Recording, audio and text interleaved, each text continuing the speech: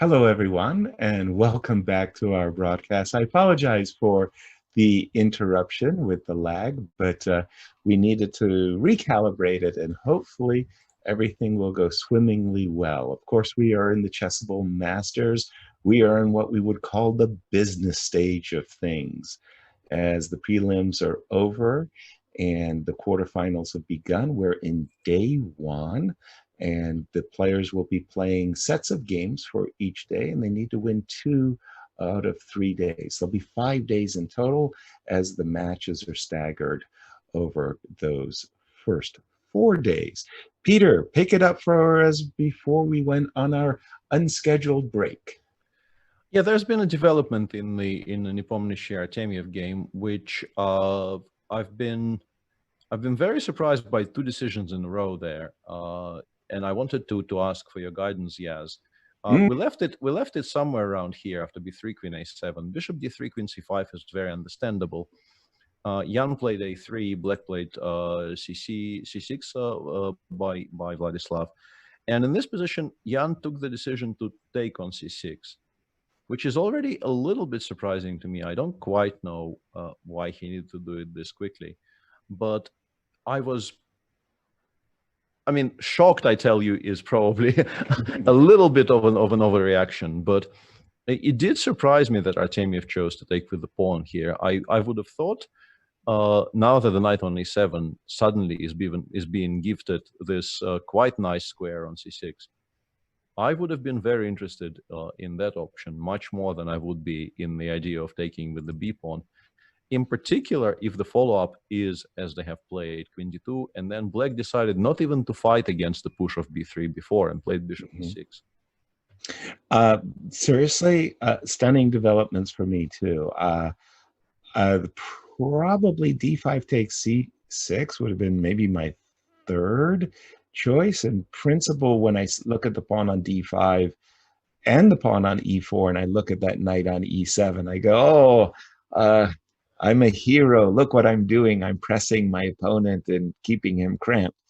Taking on c6 and allowing the knight new life on the c6 square, no, I'm not a big fan of that. And then the surprising recapture with the b pawn, maybe not so bad after all. The b pawn, there is a weakness, potential weakness on the b file for white that he better alleviate with the move b2, b4, which he's done, by the way. Overall, I think that Black will be satisfied. This slightly backward d6 pawn can very easily be defended. Sometimes even the knight on f6 to e8 actually voluntarily drops back. Very, very hard to attack the d6 pawn. I'm not exactly sure what Nepo was thinking in terms of where is he going to get his advantage. Maybe he's banking on c4, c5 coming. I think so. Yeah, I was waiting for you to mention that, because I think that will be the major worry for Black here. Bishop f1, queen c7, queen c3 played in the meantime. You do constantly have to watch for c4, c5 now, because this often leads to some very uncomfortable situations for Black. I'm wondering if he is actually intending to do something like c5, b5, knight d7, just, or maybe not knight d7, but actually knight c8 drops a rook, so that's not very comfortable. But place one of his knights on b6 and say, this is a rock-solid position. The bishop on f1 is very passive, and it's actually quite difficult to activate it. And I'm not that worried about this protected passer on b5. But it's a very, how do you say? Concrete approach, yeah? A very committal decision, yeah. Like, you're not coming back from that. This is the structure you've given your opponent, and your knights are kind of uniquely poorly placed to, for instance, fight for the d4 square, because this guy would have liked to have the c6 square available to him, but that's not going to happen. So I guess Black could maybe try for something like this: knight d7, f8. Let me do this again: knight d7, f8, e6, d4. But that is a 4-move maneuver, and White probably will have something to say about it. Uniquely poorly placed. Obviously, you're not familiar with my games either, Peter. Uniquely poorly. I liked your approach, though. I liked knight d7 immediately. I saw knight d7 as being one of those fashionable prophylactic moves that keep your options open. Yes, c5 is on tap potentially. Yes, knight f8 to e6 to d4 is a maneuver you might consider, especially with the move f7, f6 as a part of that. So I like the flexibility of knight d7 for all of the reasons that you were expressing. Rook a1 I also quite like, keeping sort of as many pieces on the board as possible and hinting that queen d2 might be an awkward move to face, although black does have knight c8 as a reply to that. Exactly. Yeah, I was wondering about knight g5, but I suspect black is not that unhappy about having to play knight f8 in this position. So, or even knight, yeah. All right, at least we had to look in on this game, as we'll go back to the marquee matchup between the one, number two. What's transpired, Peter?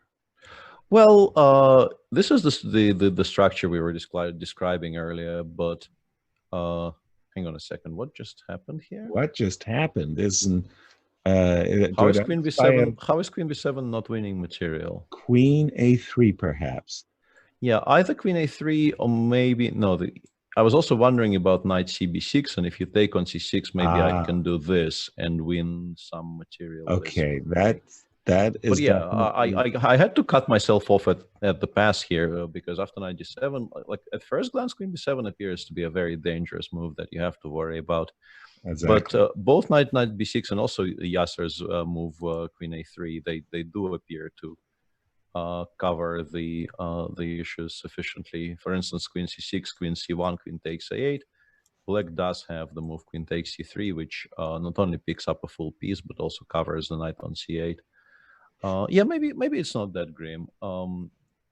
I particularly wanted to attract attention to Fabi's reply to b4, which I thought was very clever.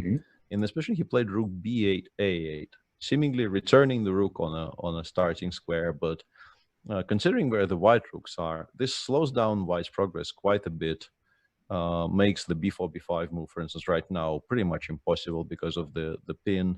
And that resulted in Magnus going for a5 and b5, using this x-ray to support his pawn break. But black at least got to his setup unscathed, and then some pieces were exchanged on the a6 square. And we are where we are. Yeah, that hasn't been played yet. Queen b7 indeed on the board? Yeah. Or not yet? No, knight d7 is, but queen b7 hasn't been played yet. Yeah, I pushed a little bit too far there along the moves I already entered. Well, sorry, it may be boring to many, but for me, this was a position, or at least the type of position, that I always aspired to when I was white.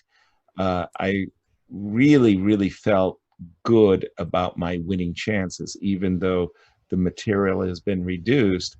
I really felt I had control of the game, in the sense that I could tie my opponent to the glaring weakness on the c6 square. And I really like this move knight e2 by Magnus as well, because you had mentioned, and I thought it was a very nice comment you were mentioning, Peter, bringing the knight to d6, that the knight on the d6 square hits a lot of squares, potentially bishop f5, the c4 square, the e4 square.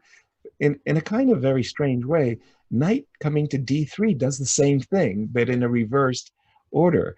And I can absolutely, that for me, Magnus's play is, really clear and understandable. You want to play knight f4 so that you can go knight to d3 and knight to e5.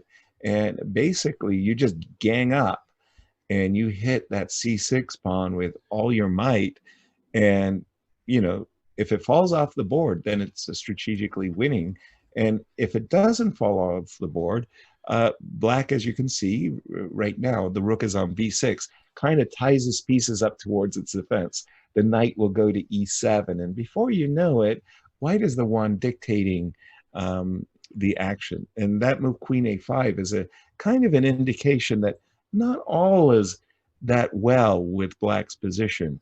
Not at all, yeah. And I wanted to also additionally point out that after knight e2, Rook b8 may have been already sort of a mathematically only move, because if you play something like queen d6, now queen b7 probably does win the c6 pawn on the spot. So rook b8 more or less forced, rook b6 pretty much also forced. You never want to play knight a7.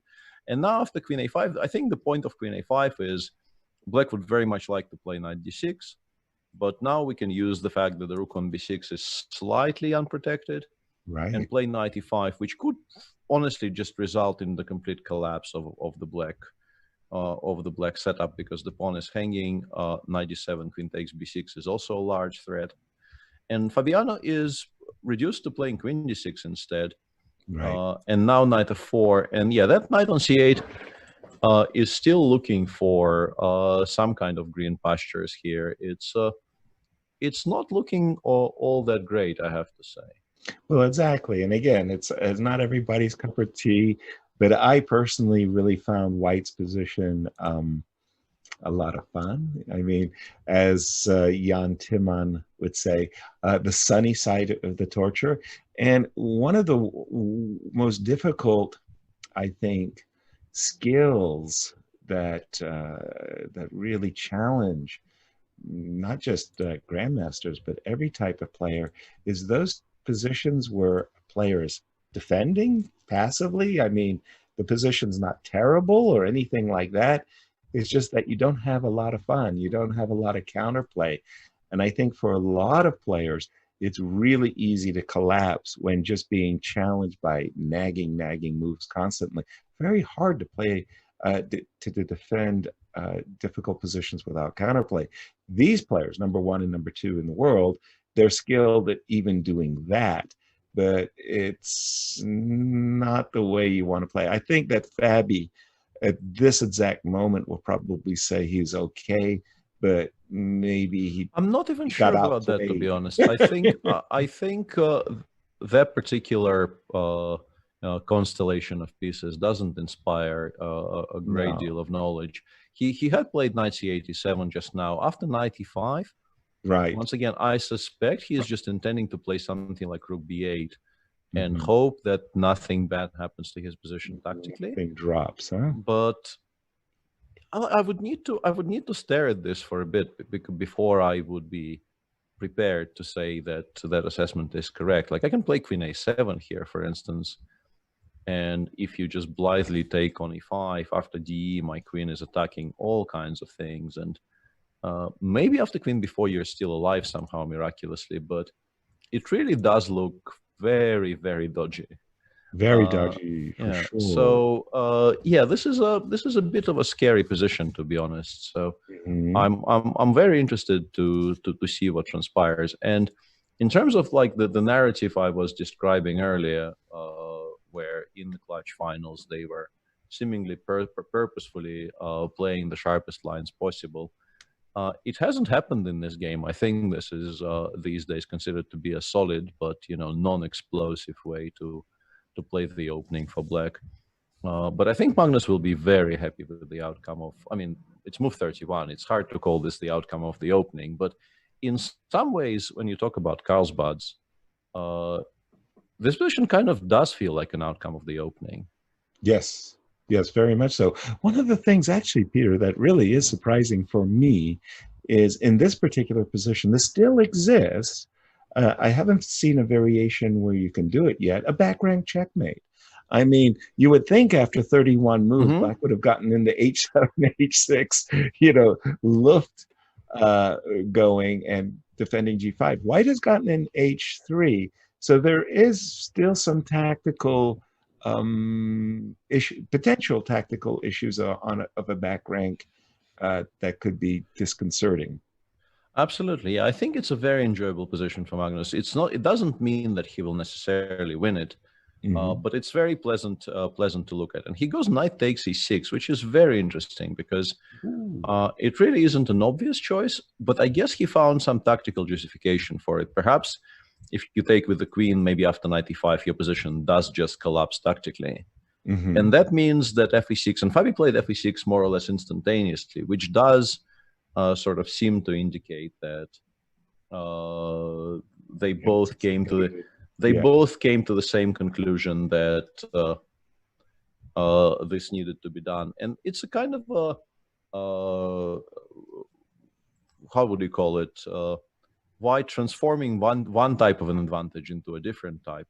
Now the Right. black king is not entirely safe. You can definitely entertain some ideas of playing g3, h4, and putting the bishop on h3, where it will look, quizzically at the pawn on e6, and black will have to think about that constantly every move. It's not an obvious decision by any means, but it's if fe6 is forced, which does appear to be the case, then I can definitely understand why Magnus became interested by this.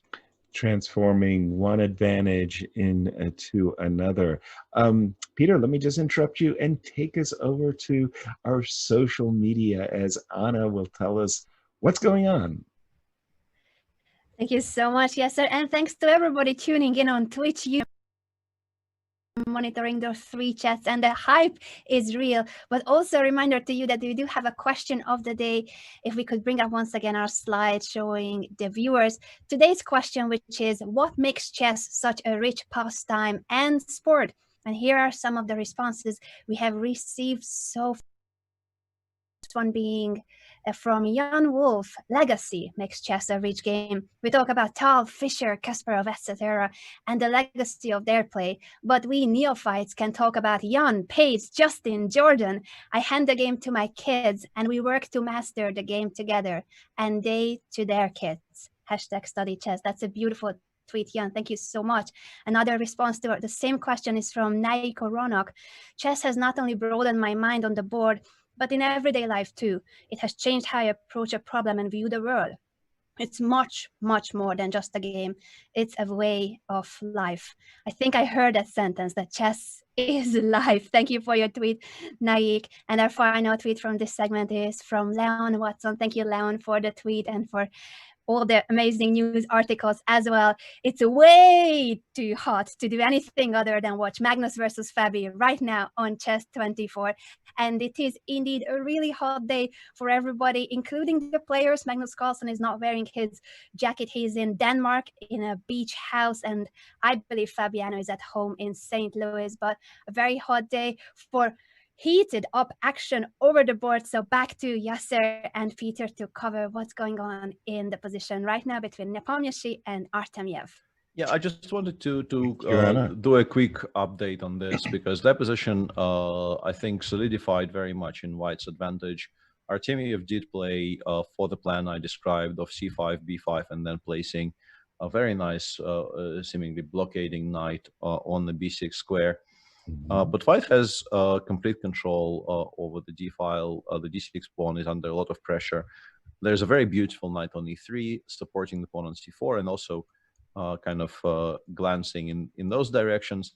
And Jan just opened direct hostilities with g4, g5, and it does feel to me like this has very good chances of succeeding.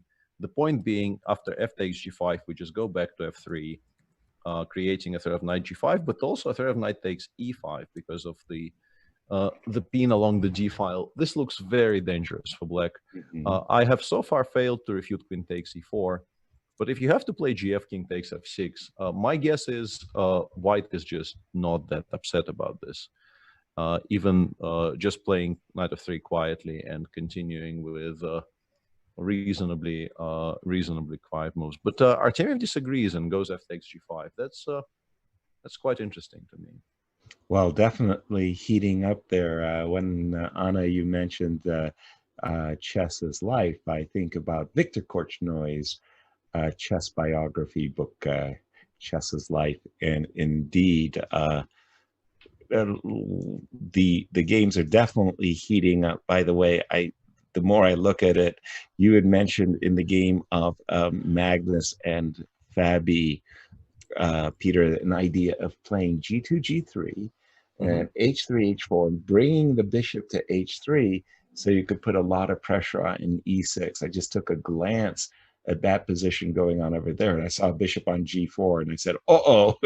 I mean, yeah. That's cold. That looks, sorry, but to my eyes, Fabi's in huge trouble now. Yeah, I think he might just be lost. And interestingly, Magnus went sort of exactly for the position we were talking about, but with a bit of a twist. I was suggesting knight e5 here, but with that same idea of rook b8, queen a7, if you remember, we were discussing this. And Magnus went for exactly the same line, but with the inclusion of knight e6, fe6. I don't know why he felt it was so important to include it, but I did, after Magnus played it, because that obviously is a stamp of approval, I did find how this is refuted. I kind of cut it off there, saying maybe black is surviving. Black actually doesn't survive, because after queen d7, king f7, what I missed originally was rook the fact that rook c6, because of the pin on the 7th rank, just picks up everything. Yeah. Because of that, Fabio was forced to go back to d8, and now bishop e2 and bishop g4. And Magnus is just sort of in full collection mode here. Oh, no question about it. And again, black structure is like one of those leaky bucket kind of structures where, you know, there's just nothing redeeming in black's. You know, the pawn is on c4 and you lose the e6 pawn.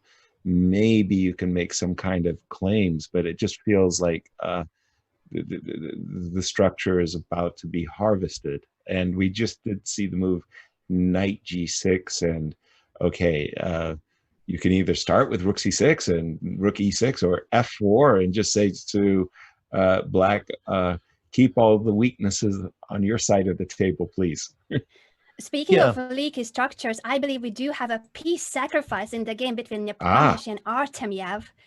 Whoa, that's a very exciting development. I was arguing for the move knight f3 in that position after fg5, but Jan says no, my position is good enough to just start directly giving mate to the king on g7, gf, king to knight takes f5, and I think it's very easy to believe this to be this might work because of just, you know, there is a whole bunch of pieces on the queen side which will not be participating in the defense of His Majesty at all.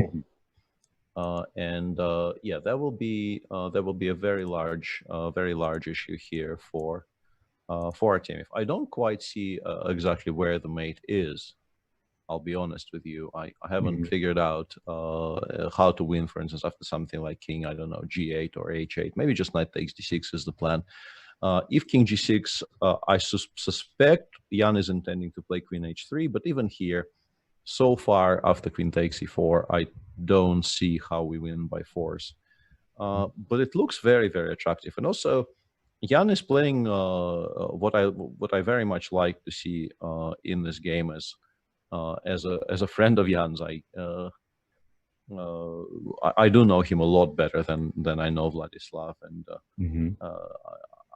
I don't know if I'm extremely biased, but I definitely have a lot more personal history with Jan than I do with his younger opponent. I like to see Jan actually spend time on moves, is what I wanted to say.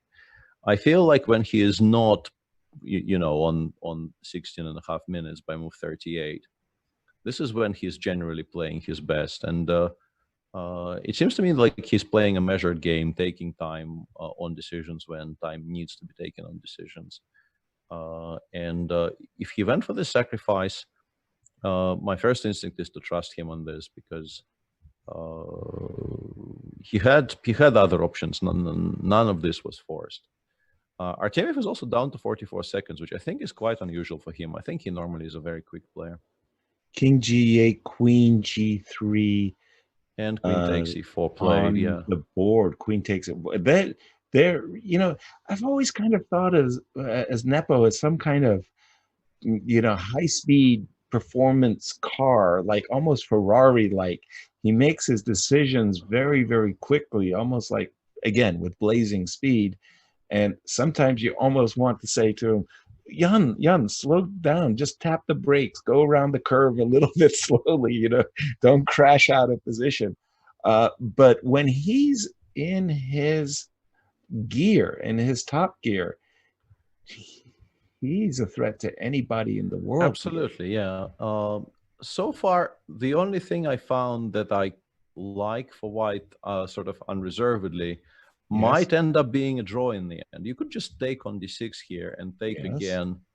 This creates a lot of threats to the black king, and I think black probably will be obliged to go for this endgame. Check on a1, check on a4, and rook takes b6. But black does have rook c1 in this position. And my suspicion is this might actually hold. Wow. For Artemiev. So I'm very interested in looking for something that is more. I would like, if this were my position with white right now, in particular when I have like 4 minutes against 58 seconds, and we really are in no hurry whatsoever here if we're playing white. Does it make a difference if I take twice with the rook on d6? And I was wondering about that, but I think because d7 is not hanging, I think black still has the same defensive resource, right? So that we still... it's a very relevant question, because not allowing black to take twice would be a very attractive proposition, but I don't think it quite works out. Another way to go would be something like rook d3, and just as I was mentioning it, this is what he played. But rook d3, rook a1 on the board in an instant, Peter. Yeah, and that's exactly what I was worried about. Yeah. Until I saw rook a1, I thought rook d3 might just be the absolute winning move here. Right. But rook a1 worried me quite a bit, because it seems to me like we will now have to allow a rook trade. And what's even more unfortunate, we're probably going to have to trade the active rook, not the passive one. We will end up with a rook on the first rank, which is not really doing very much. So I'm curious to see if Jan has a kind of a ready-made reply to this. Well, no, I think I'm taking too many. I feel good about taking liberties with other people's pieces. Rook f3 here or something. Yeah, rook g3. I was thinking rook g3. Yeah, rook g3 is even and you take even my more aggressive. Rook, and I go king h2, and I don't know. But are we actually threatening mate? In particular, if I pin your rook on g3, so that it never gives any checks. Question: am I actually? Can I construct a mate? And I think the king probably ends up being reasonably safe around the e6 square here, sadly, for the romantics among us. That will be very annoying. Yeah, I'm sorry. Again, taking liberties with Jan's pieces, and time is not yet a factor. Well, it kind of is. Yeah, I think, sadly, rook a1 may have been missed. If Jan doesn't blitz out the reply after rook d3, rook a1, and I should probably be looking at a very, very small window I have on my screen, which shows the players' faces. And Jan is a very, very emotive player. It's a lot of fun to watch him play chess, because he doesn't really hide his feelings almost at all. But I did miss the moment when rook d3, rook a1 had been played, and often you can tell by the way he reacts to the new situation on the board, in the move or not. Right. But he's down to a minute now, and that I think is a very large indication that he missed rook a1. And always he did play rook a1, by the way, but I was looking also at a knight h6 check and hoping that I would get some checks against Black's king. I think we always have that option. I think it's not really very likely that that option will ever be taken away from us. And in the meantime, Magnus did win game 1 against Fabi. I will just show the final position for now. Oof. Total dominance in the center. The entire black structure disappeared. So no real surprise that black resigned here. And yeah, back to our very, very sharp Spanish. Well, when the rooks were on the board, I thought that knight h6 kind of meant that. And he's played rook a3 here. That's very cute. I don't know what that is. I think it's probably an attempt to give a perpetual.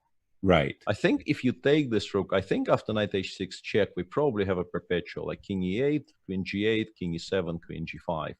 And the king actually never reaches the d8 square. Right. And we always have the perpetual check here, but we clearly never have any kind of a mating attack here. We don't have enough attackers, simply put. Well, Vladislav said, "Show me." Well, he probably didn't have anything smarter, and they are playing on very, very low time. So for Artemiev to play queen d1, king h2, and say, "I have an extra piece. Yes, I don't quite see how my king gets safe, but I will play on because I have an extra piece." is a very difficult decision. I don't think very many people do that. So Yeah. I think queen takes a3, I think, is a very understandable choice here. And I think again, it ends up being a draw now. This is game one in the quarterfinals. So with the black pieces with little time, you really have to have nerves of steel, I want to say. Yeah, if we to say no to that draw offer would be a very difficult proposition. But very nicely found motive by Jan. On the other hand, I want to check, like, if we don't play rook a3, is this still a draw or no? Probably not, because now we can go king e6, and there is never any queen f5 checks. And after queen g8 check, the king can go to f6 and then to g6, and you might not have that perpetual anymore. Exactly. I think this is why he gave up the rook first, because he needed to make sure that the king cannot really cross over to some kind of g6 squares. And the game probably has been drawn, because in the current position we have on our screens, black has one legal move, and he's not making it. So I assume there's been some kind of a conclusion, because nothing else really makes any sense. Really hoping it's not. Whoa, what? Oh no, we must have had a disconnect. Oh no. That would be very, very unfortunate if this is not some kind of a glitch, because it's clearly a position in which white does have the perpetual, but not. There's only one move for black, so there's no and reason. also king e67 would have been played instead of resigning in this position, if he had a technical capability of making a move. We will seek guidance from our. Why don't we just take a quick break and get in some commercial sponsor words, so that we ourselves can figure out what happened in this very eventful first round. We'll see you on the other side of this break, everyone.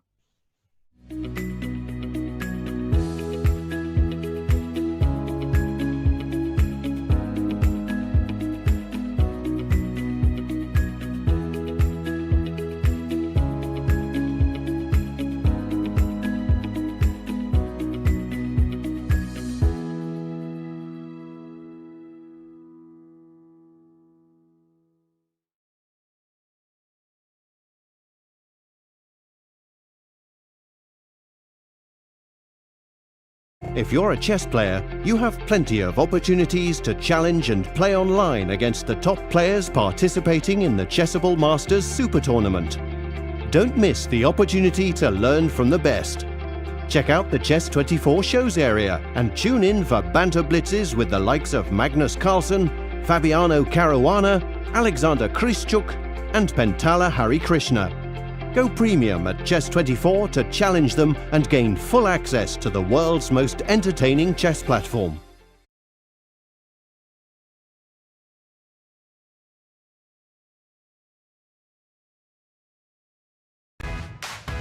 Now anyone can learn and improve their chess skills with the world champion, Magnus Carlsen. The Magnus Trainer app is packed with fun mini-games and interactive training content, playable anytime, anywhere. Get the Magnus Trainer, available in the App Store and Google Play.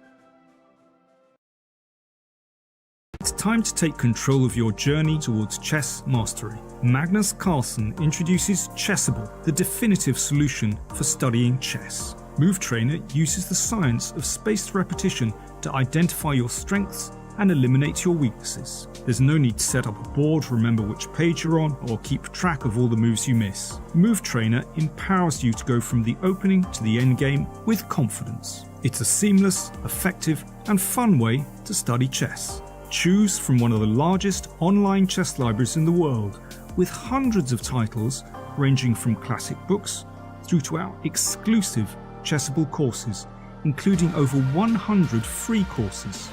Get expert insights from International Master John Bartholomew, Grandmaster Sam Shankland, International Master Christoph Sulecki, Grandmaster Simon Williams, World Champion Magnus Carlsen, and hundreds of other instructors. Get started now and join our growing community of over 100,000 chess enthusiasts at chessable.com. Chessable, take control of your journey towards chess mastery. Hello, everyone, and welcome back to our live coverage of the quarterfinals of the Chessable Masters. What an eventful first game we just had, as Vladislav did disconnect and lost the game by forfeit. And when he came back, he was looking so terrible. But that first round was amazing, as it featured a pretty nice learning moment that Anna is going to take us through step by step of what Nepo missed. Anna. Indeed, it was a very inspiring piece sacrifice by Jan Nepomniachtchi with knight f5 earlier on. He played rook d3 in this position in his game, after which rook a1 was a brilliant defense by Artemiev. And if it wasn't for the disconnection, the game would have ended in a draw. What was the winning move instead of rook d3 is extremely instructive and also very difficult. Queen g7 check, and if king to e6, now queen h6 check, and the knight is untouchable. If king takes f5, the winning move is, can you guys spot it? Not gonna be easy. Pawn to f3. Push him, baby, Yasser. The queen has to go, and then g4 will be a pawn checkmate, or black has to give up the queen for the pawn. And there's no way of getting out of this. For instance, if after the queen check on h6, black had gone back to f7, for instance, if we go back to that moment, white will force this position by playing queen takes h7. Now, if king let's say king f6, then queen h6, there's just no way of getting out of this position, because king f7 back, then we have queen g7 check, and king e8, queen g8 is mate, and if king to e6, queen g6 is mate. So there was absolutely no way out of the mating net. Would have been a beautiful finish. Instead, unfortunately for Artemiev, it was the disconnection that decided the game in the end. Wow, what a learning moment. Peter, 2 games, 2 victories. What a way to start the quarterfinals. Absolutely. Very exciting first round. 2 very different games in character. Magnus winning, you want to say a kind of a typical Magnus game, getting a very pleasant edge from the opening, and then never really letting it go, and calculating cleanly and far when the position required it. Because I think if we go back to that game, in this position, we were talking about how pleasant it is, but it did not seem obvious, at least to me, that white already maybe is close to winning. But Magnus spent some time here and went for this forced sequence of taking and then playing knight e5 and queen a7. And I have a feeling he has already foreseen that after takes, queen d8 might be the only move. And then the very strong maneuver bishop e2 followed by bishop g4 just completely collapses the black setup, and pawns start falling. And indeed, Fabi soon ended up with no pawns left in the center. If you look at the final position, that structure is just clean gone. There's nothing left. An impressive positional squeeze, to be sure, but game 2 has started. And for those of you who are joining us a little late, first of all, a hearty welcome. Tell all your friends where you're hanging out. We are in the quarterfinals, day one. The players are going to be contesting 4 rapid games, with obviously 2.5 points being the key magic number. The first player to score 2.5 or better, you could score 3 wins, the day's action is over. In case of a 2-2 tie, the players will then go into blitz mode. And if those games are still tied, we'll see an Armageddon to decide who is the victor of day one. There'll be 3 days of play, so you have to win 2 out of 3 days, these sets of match. Peter, take us away. Fabi with the white pieces, needing to bounce back. Yeah, and the choice of the opening for the bounce back would have maybe raised some eyebrows, let's say 20 years ago. But these days, I think it's well understood that the Joko piano is really not all that Joko at all. And it's a very sort of universally accepted way to play for a win when you have to play for a win. A lot can be said by on the topic of move orders in the Joko piano, on the question of how black is supposed to react to A2, A4, and A2, A4 in general being very much a choice that came to prominence reasonably recently comparing to the old plans. So do you play A6 here? Do you play A5? And these types of questions are all extremely intricate, and I feel like there's a lot of people in the world who would be able to cover it a lot better than I would. So I will just say that those topics exist and try to quietly move on. Well done on that. By the way, I've seen even black play. I think it was Alexander Grishuk. Yeah, A6 and like then A5. A6 and then A5. I was like, yeah, exactly, exactly. It's a very weird line where there's actually a lot of whatever black ends up doing does make sense in most cases, but it's very difficult to explain to the uninitiated, and I count myself honestly among the uninitiated on many of these topics. Me too. I'll raise my hand and say, look, Peter, if you ever want to try to explain this one to me, I'll give you an entire month, because it is very complicated. And I do remember a very nice interview with a 5-time world champion, Viswanathan Anand, and he said, it was something like about, I'm going to say 10 years ago. He said, well, it was really crazy. We put the Joko piano in our engines, and we discovered, much to our astonishment, that the positions were incredibly rich, and we all started playing the Joko piano. And here we just saw, by the way, after the move Bishop E6, the move Bishop B5, as Fabi was reluctant to trade on E6, Peter. And why was he reluctant to not double his opponent's pawns? It's an interesting choice. I think playing against those double pawns is very much a discussion that is front and center when people are playing the Joko piano in particular. Like, it used to be absolutely commonplace to start with rook e8 to prepare bishop e6 to not allow the doubling. But these days, people are reasonably happy to play this position. They aim to go for some kind of knight h5, knight f4 counterplay. And actually having the pawn on a5 ends up being quite advantageous for black, because it means that white cannot gain additional space on that flank with some kind of b4 plans. But bishop b5 also exists, in particular with the pawns on a4 and a5. You have to ask yourself, how are you replying to knight a7, which is what Magnus plays instantly, and the answer normally is d3, d4. And here I'm drawn to the idea that because the rook is on e1, Peter, I really, really want to take the bishop on b5 with a stupid knight on a7, but I don't want to trade the dark squared bishop for it. So I want to take on d4, and after c3 takes d4, I want to play bishop b4. Ha ha ha!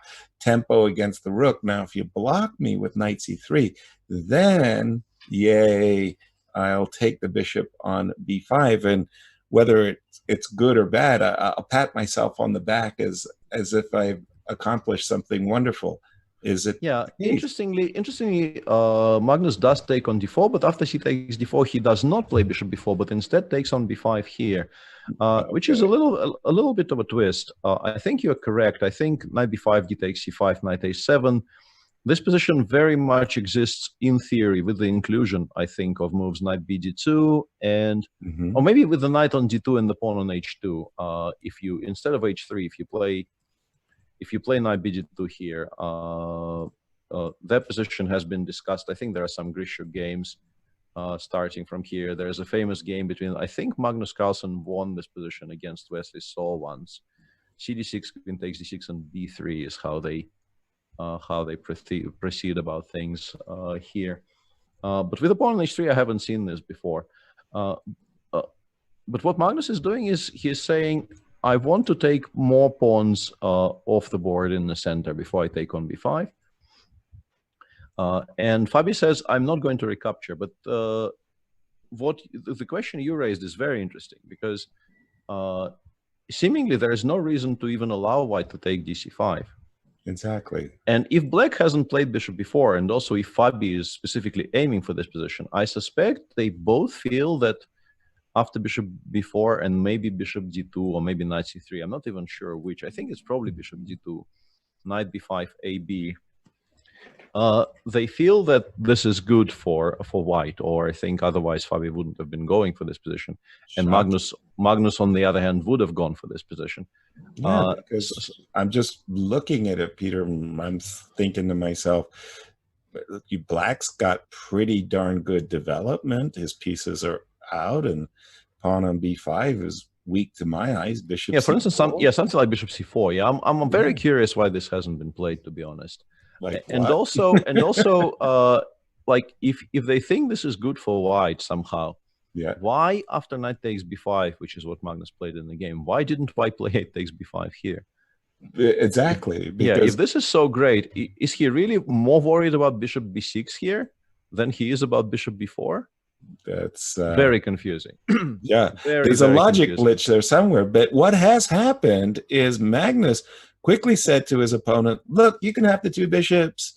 You can even have the better pawn structure if you like. Let me get into an ending that I can draw. Well, wait, not so fast. Can Yasser, no, he's back. Magnus draw this? And I mean, this is not a pleasant ending. Again, to the old-fashioned way, the old fogey way of thinking. 2 bishops, weakness. Well, the 2 bishops are gone off the board, honestly. Sorry. What am I saying? I will have to correct you on this. You took my bishop on b5. Thank you about that. I'm going to keep my mouth shut, Peter. But yeah, the pawn on d6 is somewhat weak, and I think black would very much like to play d6, d5 at the earliest possible opportunity, because otherwise it might be under a lot of pressure. But generally speaking, I think this position lends itself to mass simplifications in many cases. I think black probably isn't all that unhappy about this. I think what is likely to happen is something along the lines of, let's say, bishop f4, which is, looks like the most natural move in the world.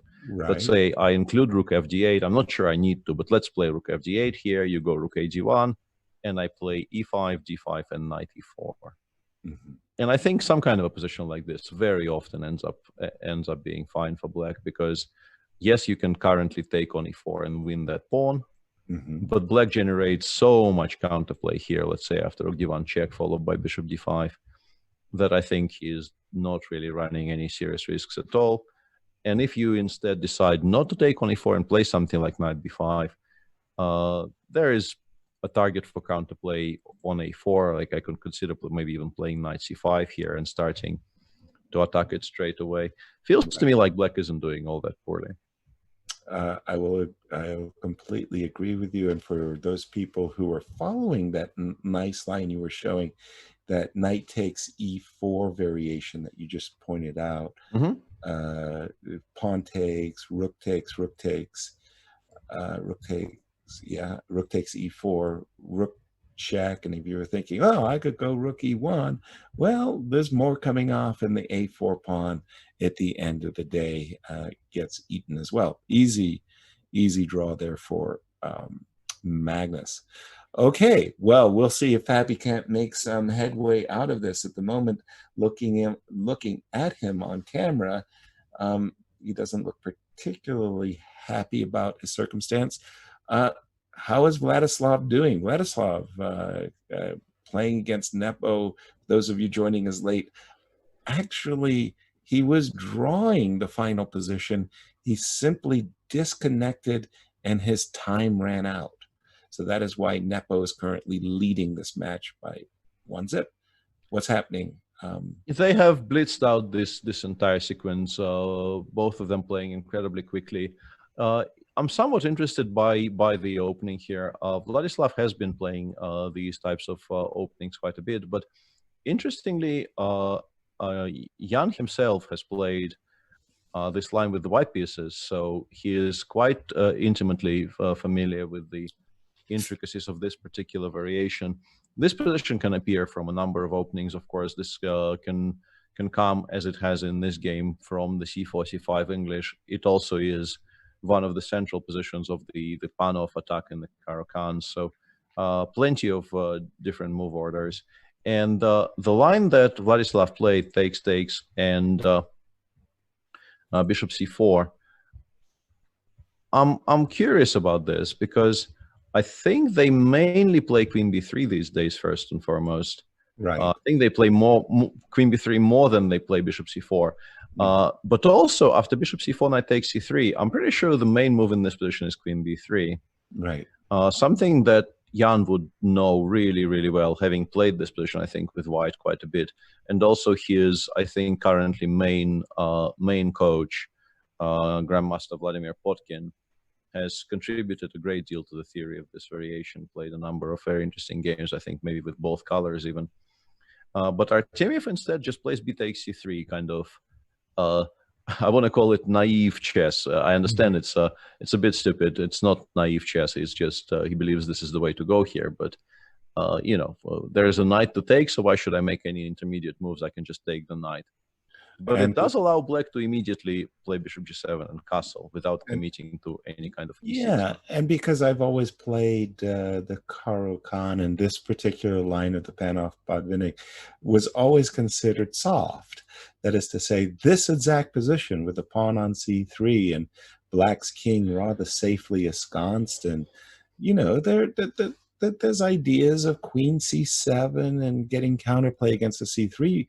I never thought that this was a danger. That's why you were mentioning queen b3 and bishop c4, as white was oftentimes aspiring for more than what he gets in the game. Let's see how the game continued. Yeah, after castles, Artemiev played very logically. Rook e1 followed by bishop g5, I think, is the most natural way to develop your pieces. But this led to a very forcing continuation from Nepomniachtchi, who played queen c7, and after h3, snapped off on f3 and took on d4. C takes d4, queen takes c4, bishop e7, and rook f e8. Black is clearly aiming to just completely equalize here by liquidating everything in the center, but so far he's not having such an easy time of it. Artemiev played rook a d1, and here, if you just look at this position without discussing concrete variations for a second, I think it should be rather obvious that if you somehow manage to get that pawn all the way to d6, somebody like me will start having, you know, very, very unpleasant flashbacks, because the amount of games I lost to Vladimir Kramnik, who's done this to me in all kinds of Grunfelds, is very painful to recall. And you really need to fight against the d5, d6 idea, which is why I'm pretty sure Jan didn't really consider, for instance, queen takes a2 for more than 3 seconds. You just cannot allow d5, d6. It's too dangerous. And he has played a move which I thought was very clever, queen c7, attacking the bishop on e7 and hoping to maybe trade off some rooks and establish a blockade. In particular, driving this bishop away from the e7 square makes the whole d5, d6 plan, while still dangerous, a lot less dangerous, I would feel. But queen a3 is a very smart reply by Vladislav. keeping the bishop firmly on e7, and now d5 is looming very large. I still feel. How do we feel about this heavy piece endgame, Yaz, after bishop f8? Well, whenever I'm in these heavy piece, major piece endings, we say, I'm always looking at who has the most potent pawn, and I'm looking and I'm saying, okay, it's white for choice. How big an edge? That's completely something we can argue, of course, but well, white's for choice. Black will try to blockade and say I can hold, but. Yeah, I'm also.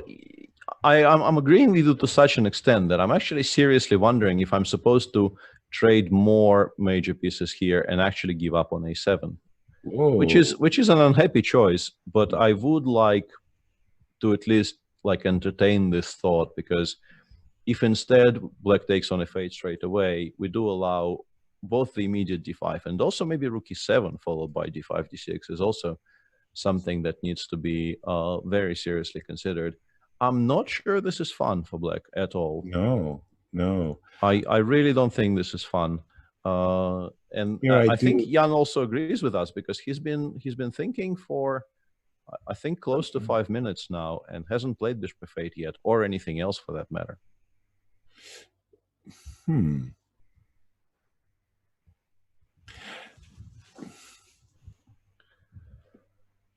Not a nice situation. Where did it go wrong? Because really, it feels to me that Jan played all the sensible, correct moves from bishop e4 and knight d4, but he has landed himself in a little troubled water. Yeah, I'm not. I've also been kind of asking myself that, because the entire sequence seemed very logical, but then it ended up here, and he has played, by the way, b5. Yeah, he's played a move I did not expect, saying, yes, please play d5 if you want. But why would we? Why would that be good for seeing black? some of those painful memories you mentioned, because d5, d6 is definitely on white's agenda. Yeah, maybe he just wants to play a5, d6, queen d7 and claim that he has some counterplay on the queen side, but that's extremely risky. If you imagine, d5, a5 played, let's say d6, queen d7. Let's say if the rook from c1 lands on c7 at some point, the game just pretty much ends. Right. Currently, he will have some kind of before bishop c3 counterplay against it, apart from the obvious rook c1, rook c8, which is also not immediately refuted. But yeah, I don't think this is a happy choice. I don't think black ever does this, with a fist pump. But got an a5, yeah, baby. Yeah, like I think this is not one of those very happy positions you absolutely dream of. But maybe it's not that bad. Maybe the bishop on e7, just to touch on that, it's a very strong piece. It blocks in the trades along the e-file. It supports the passer very well. But it's also in the way of white's own play to some degree, because it makes it impossible to even plan for some kind of a rook e7 ideas. So I still like this for white, but having stared at this for a minute now, maybe Jan is correct. Maybe there is nothing you need to be panicking about just yet. And if I try to maneuver my queen to like the g4 square, Peter, or something like queen f3 to g4, that's that's scary. But maybe we can go rook a7 and claim that we still have things somewhat under control. I don't know. I'm worried.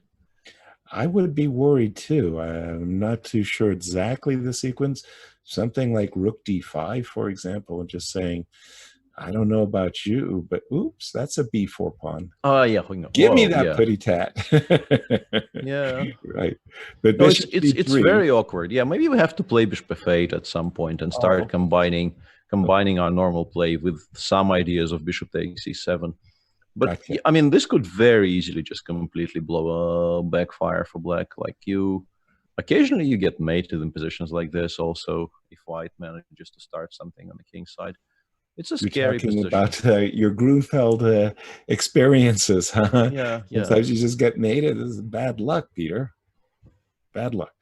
Okay, so potential there for Vladislav to try to tie up the match. How's it going in our marquee matchup with the world champion and the world's number 2? Well, the things we were describing sort of came to pass, and Magnus didn't even include Rook d8, Rook d1. He played for that pawn sacrifice straight away. Fabi Okay. picked that up, and he just played Rook f d8 with the intention of Rook d3. Fabi decided not to stop it, probably because Rook e3, Knight d4 also looks very awkward. So Rook c1, Rook d3, Rook e3, Rook a d8. And I think here a very major part of why this is completely fine for black, and maybe even a little bit more than fine, is the difference in activity of those two knights. Because the knight on c6 completely restricts the knight on f3. And black is more or less entirely free to go after the white king side, which is what happened. Takes, bishop b3, Magnus played rook b3, and then rook b4.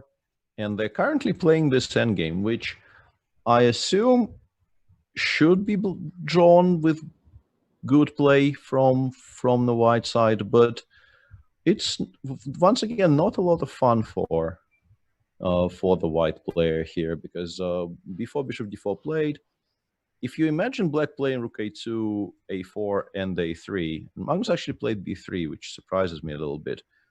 I think maybe he thinks he could be winning. I mean, winning is a bit strong, but normally you don't want to give this bishop a very, very nice safe square on Anchor square on c3. But I think after bishop c3, rook c4, there's all kinds of tactics which Magnus probably feels are very interesting. In particular, after like the very normal looking king f3, a4, king e3, a3 probably wins on the spot, because you cannot take the b pawn actually queens, because the bishop controls both c8, c8 and b3 from e6. A nice pattern that is very worth remembering, everybody. When you see that anchored bishop on the c3 square with the pawn on b2, kick out the legs from under it with the move a3 and that sacrifice that Peter just showed, followed by b2, and it's promotion time. A very nice pattern there, Peter. I think we've all, in our Grandmasterly experiences, have won games precisely by that tactic. You probably more than me, since this almost looks like a Grunfeld ending that you might have.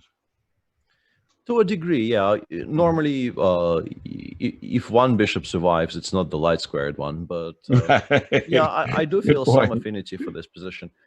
And I think quite interestingly, Fabi hasn't played bishop c3 yet. I think he also realizes now that he has now, but I'm very interested to see how he's going to deal with this. Also, Magnus maybe could even go rook a2, but I like rook c4 better. If you play rook a1, you're still faced with the same problem after a4. Exactly. I'm now threatening to take and then play b2 and then to play a3, and maybe both of them will queen. Hang on. I think I figured it out. We do have the move bishop d2 here. Okay, and by the way, very important move, I would say, because otherwise, as you've been seeing, black is really turning the screws there on white's position. Absolutely, and also it's worth noting that you have to do it now, because once again, if we burn a tempo here, after bishop d2, black will win with a3. A nice pawn break. Because yes, you do trade the rooks, but unfortunately for you, either ba, b2, or something like bishop c3, a2, both are completely lost. And Magnus does end up playing rook a2 instead. Mm-hmm. So the plan now is just to push a4, a3, and does create this a passer give this way. Fabi the time he needs to activate his rook, Peter?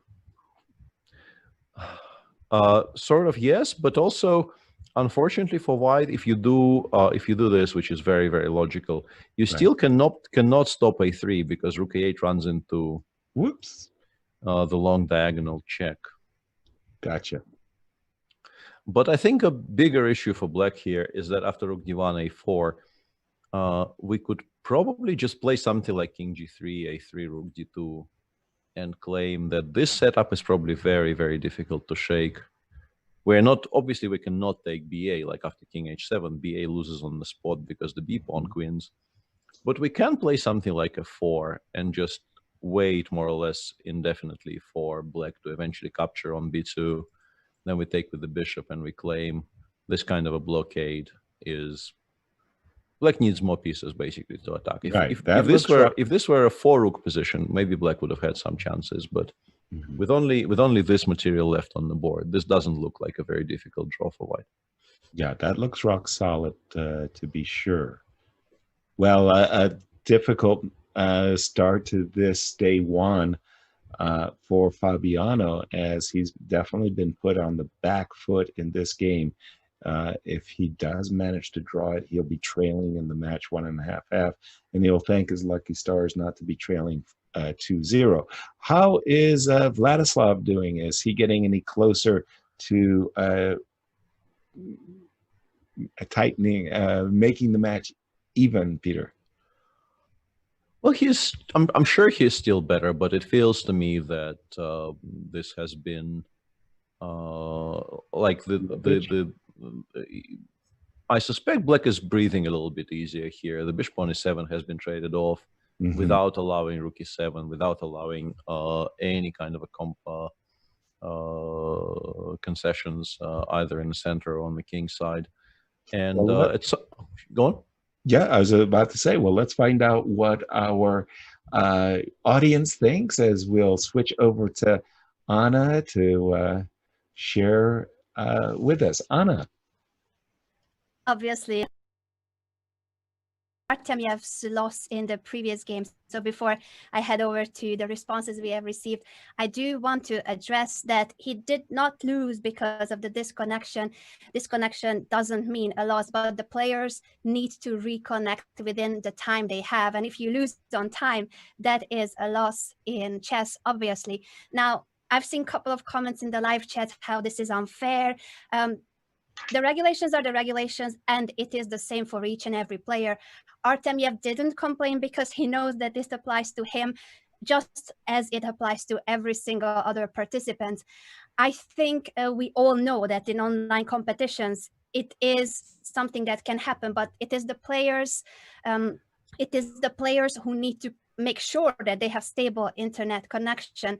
As much as you may think it's fair or unfair, these are how internet competitions are. And I don't see the comments about how good it is in terms of it's a $1 million Magnus Carlsen chess tour that is an online competition now for so many of these professional players who cannot compete at over-the-board events. So can we also please reflect on how in the midst of a pandemic, we have an online chess tour with a lot of prize fund at stake that gives a living to all of these chess players. So please, chat, also reflect on the bright side of the online era, and internet connection has always been part of the game, but it's not the disconnection. It is the player who needs to reconnect and finish the game in time. Now on to the question of the day, which is, if we could bring up our slide again, what makes chess?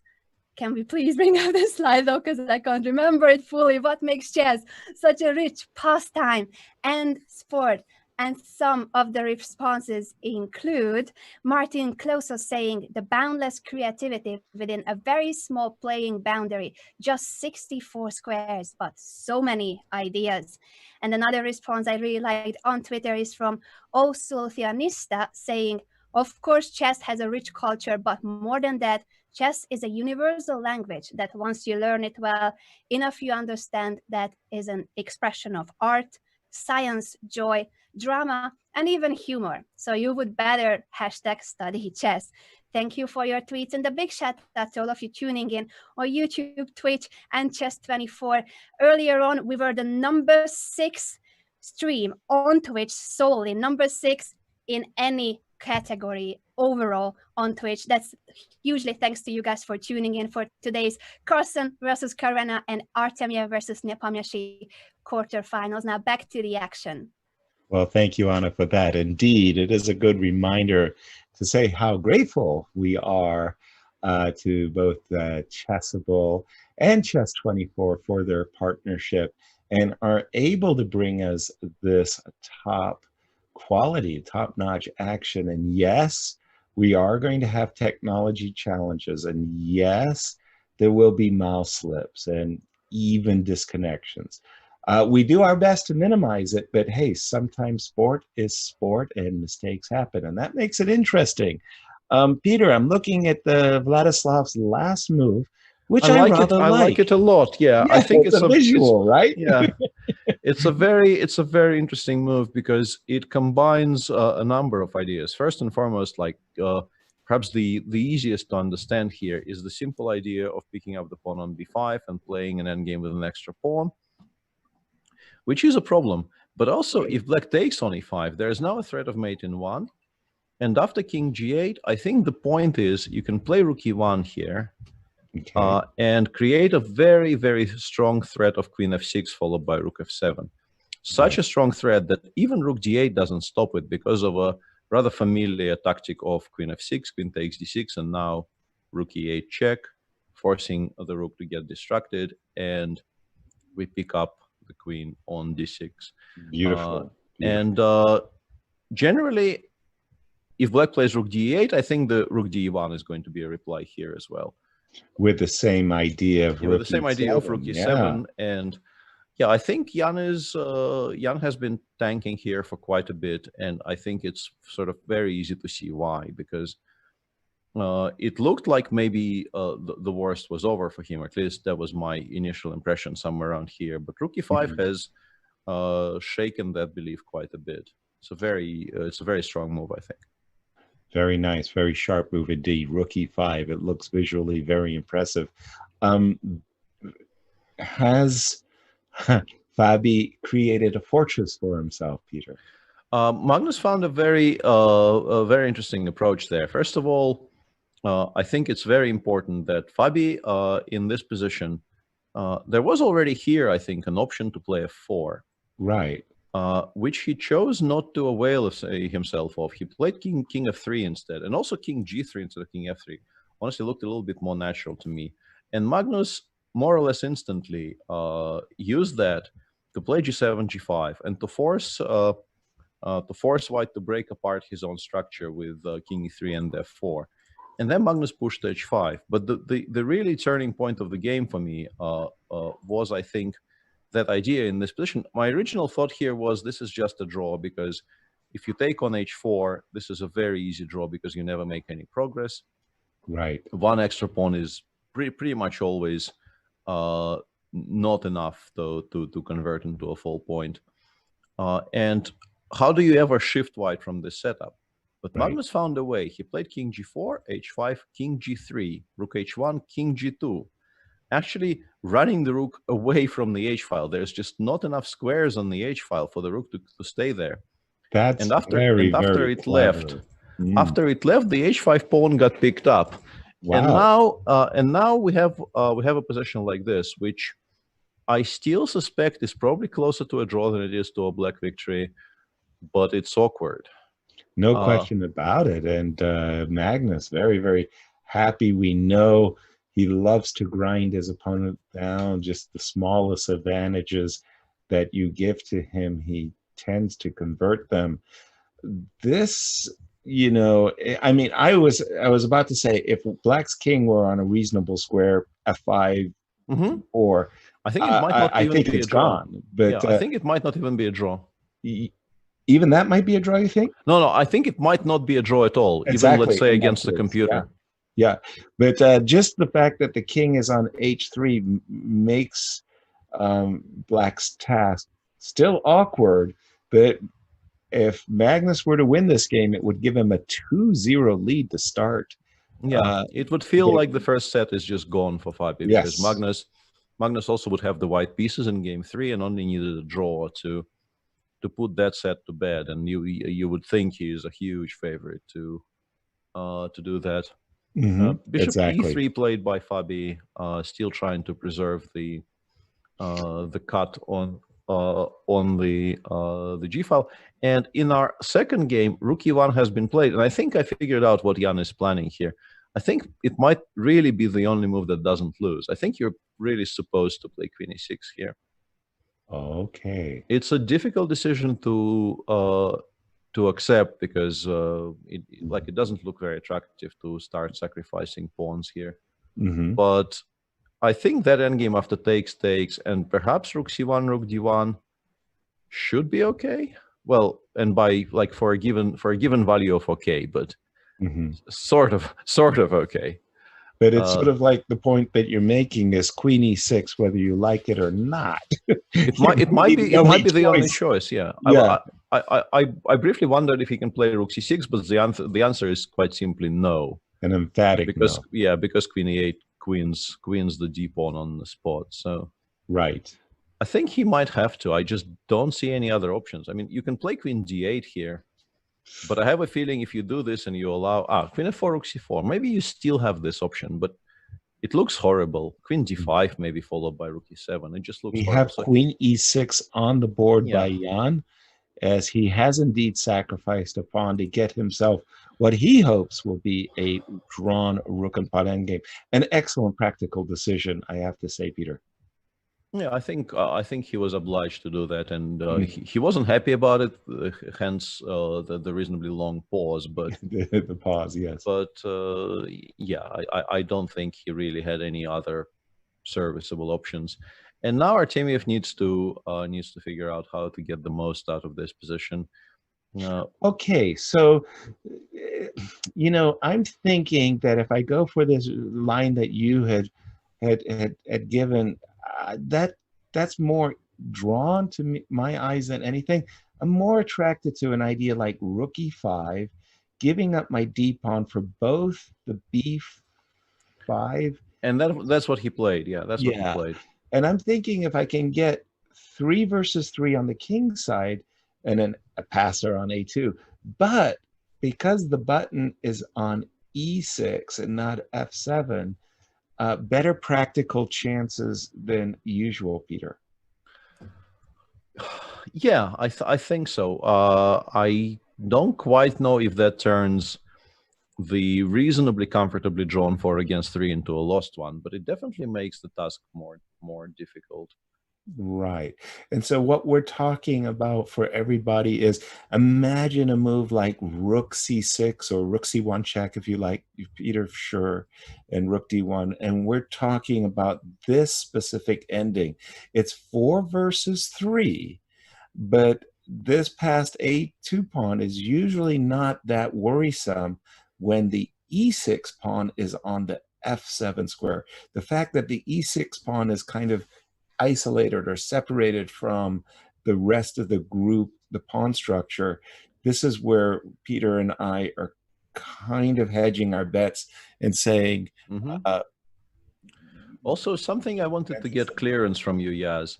Would I be right in saying that in the classical 4 against 3, if the pawn is, let's say, on f7, the best pawn for white to have is the b pawn, not the a pawn? Correct. Okay, I thought so, but I just don't trust myself in rook endgame. Yeah, no, the a pawn is actually like one of the worst pawns. Well, it is the worst pawn because it doesn't give your king. It doesn't give your king enough shelter, right? That would be precisely. That's exactly the reason. That is exactly the whole point. And we do have. This is a fascinating. Indeed, I was just going to say it's a fascinating theoretical discussion in endgames. But we are very close to the end in the Caruana-Carlsen game. If we could go back to it. Sure. Oh. Okay, we had a lot of things. A lot of things have changed. I mean, somehow there was 1 passed pawn and now there's 3. Now there's 3, including 1 for white, but it feels like the very, very weak king on b1 might actually prove white's undoing. Magnus goes rook c2. Now bishop d3 is pretty much a winning threat. You have to stop bishop d3 at all costs. He plays rook c8, a move I actually blundered. This might be okay now? Question mark. King g4. Unfortunately for Fabi, though, he cannot play e6 here because he will lose after bishop takes e6, rook takes c2, and bishop f5. Once again, I can't draw arrows worth a damn. Your arrow technique is not improved, but the rest day was still very, very much appreciated. Nice, Peter. Fabi has played rook c6. He's also playing not entirely on increment, but on very, very low time. And yeah, Magnus will go, this is clever. After king f5, now he can play e6 because the bishop is cut off from the f5 square. And now we can take on c2, and there is no bishop f5 in the end. So Right. maybe Fabi is still holding after this very, very smart resource. And Magnus plays bishop d3. Oh, sorry. I was about to say, after... Wait a minute. Hang on a second. This is maybe still winning, yeah? I thought bishop d3 in that position, Peter. There as well. Yeah, that's even stronger. Yeah, you're right. But I think Magnus feels that this is just winning, so I think he's right as well. Takes, and now he goes king f5, and the bishop will actually get torn apart because after bishop d4, king e4, you cannot keep the pawn on e5 alive and also stop the f-pawn queening. And I assume some kind of a position like this is not going to hold, right? Yeah, it's just a very easy win for black. Right. Go around that corner, play f3, and the white position collapses. Absolutely. Absolutely. This is completely winning when you win, when it's 2 versus zip. Yeah. They need to be closer to each other for white to have drawing chances. If they were on C and E files, their position probably is a draw because the king can cover both of them, but not when they're on C and F. That's a little bit too much. Fabi goes bishop b8, but that doesn't change anything. We still play f3 here, and exactly the e5 pawn falls. Yeah, the assumption is this is just very easily winning for black, right? I just don't see how it wouldn't be. Wow. Just start along that route. Yeah, what a disastrous start to Fabi. We at the top of the show. Hang on a second. King f5, bishop e3, king g4, king e1. Is this? Yeah, king g3 is winning. Yeah, that's still winning. But let's say if we play king h3, king f2, this probably is still winning, but it will take some work, right? You will have to go back and forth, and eventually, I guess, the coordination falls apart. But that would still require some work. But it's the king g3 move for black that makes his task easier, right? Yeah. And yeah, this is the final position in the game, because after king takes d3, we can play just... No, not f2, of course. Sorry, f2 would be a mistake. We play c1 first. Bishop takes c1, f2, king e2, king g2, and this is a full queen. And we do have resignation on the board by Fabiano as the world champion, takes a 2-0 match lead. We came onto the show, obviously, mentioning the World Championship match of 2018, played in London, 12 consecutive draws before Magnus won decisively in a tiebreaker, a rapid chess tiebreaker. And, of course, we mentioned the clutch chess event that recently concluded with an epic, dramatic final knockout match victory for Magnus. But as he said in that match, it could have gone either way, and they were trading blows right to the end.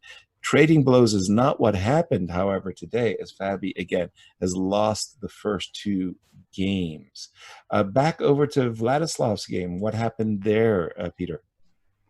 Well, the endgame is progressing apace, and I've been trying to calculate if maybe a6 is somehow winning here, and then trying to play against the fact that the king will not be able to leave that. Like if we play a6, king h4, a7 here, the black king is completely restricted to those like h4 and g4 squares, at least to begin with. But I couldn't find any way to exploit it. Artemiev instead goes rook a6, which I don't know how I feel about, because why can't we just take on h4? Why isn't this a draw now? Absolutely. I guess he wants to take on g6, rook takes a5, and king e3. There's some mating net in front of the back king to worry about? Not a mating net as such, but I think he's hoping that he maybe can round up and pick up a pawn on e5 while the black king is so completely cut off from all the action. Rook a4 is a... Yeah, we play f3 for the time being, and we mark time with blacks. Yeah, I don't quite see it yet. And Jan goes for something more concrete. Okay. So what? Why? How? Why? What? I mean, Jan just gave up the pawn on e5 without even fighting for it, which is A tiny bit confusing to me, but clever. And now the what's it called? The rabid rook, yeah, the whatever. Rook Rabbit? e4 check, yeah. How do you? I keep Oh, the the Desperado, No, the the Desperado, yeah. Yes, We the call mad it rook. the rabid rook in Russian. Oh, really? Okay, Yeah. that's interesting. So the idea is Black's king is in a stalemate. The problem is that his rook can move.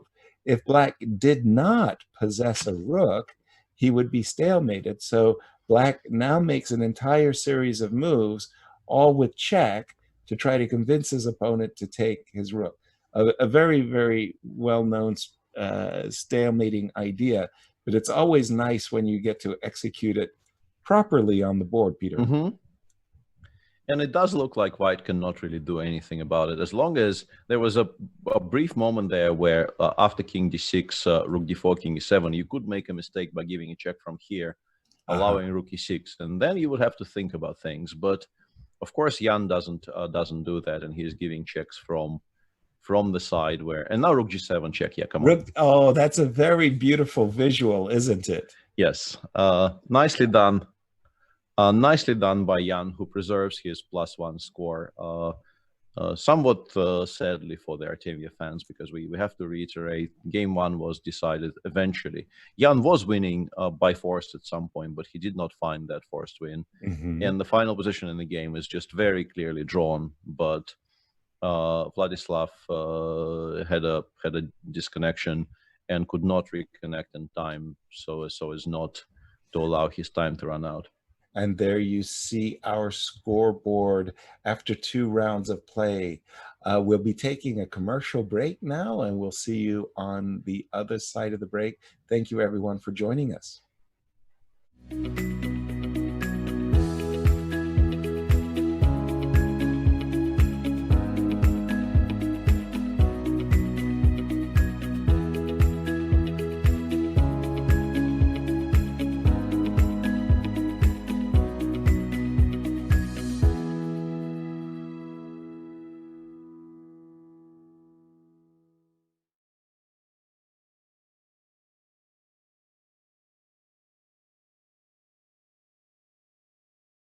If you're a chess player, you have plenty of opportunities to challenge and play online against the top players participating in the Chessable Masters Super Tournament.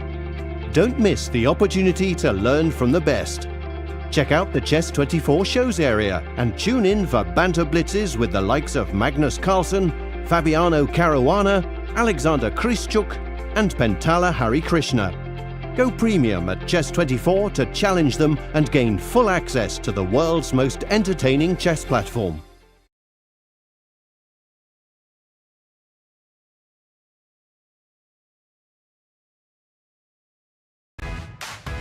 Now anyone can learn and improve their chess skills with the world champion, Magnus Carlsen. The Magnus Trainer app is packed with fun mini-games and interactive training content. Playable anytime, anywhere. Get the Magnus Trainer, available in the App Store and Google Play.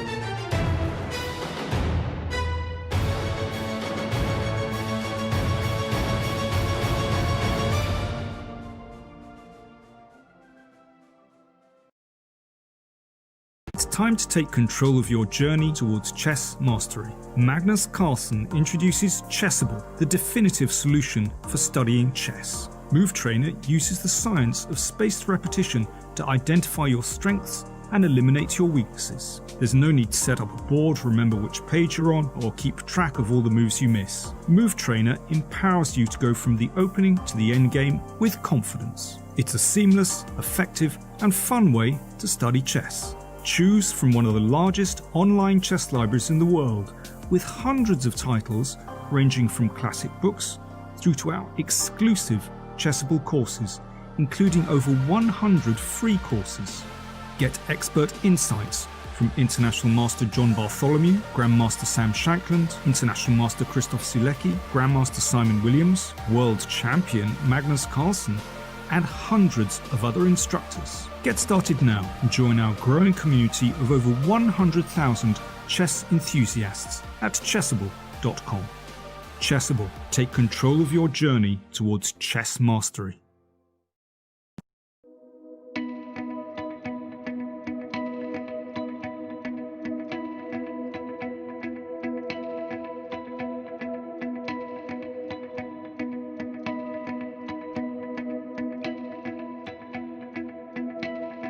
Hi, my name is Kamil Plichta and I am the author of the course Break the Rules, Play the Trąbowski.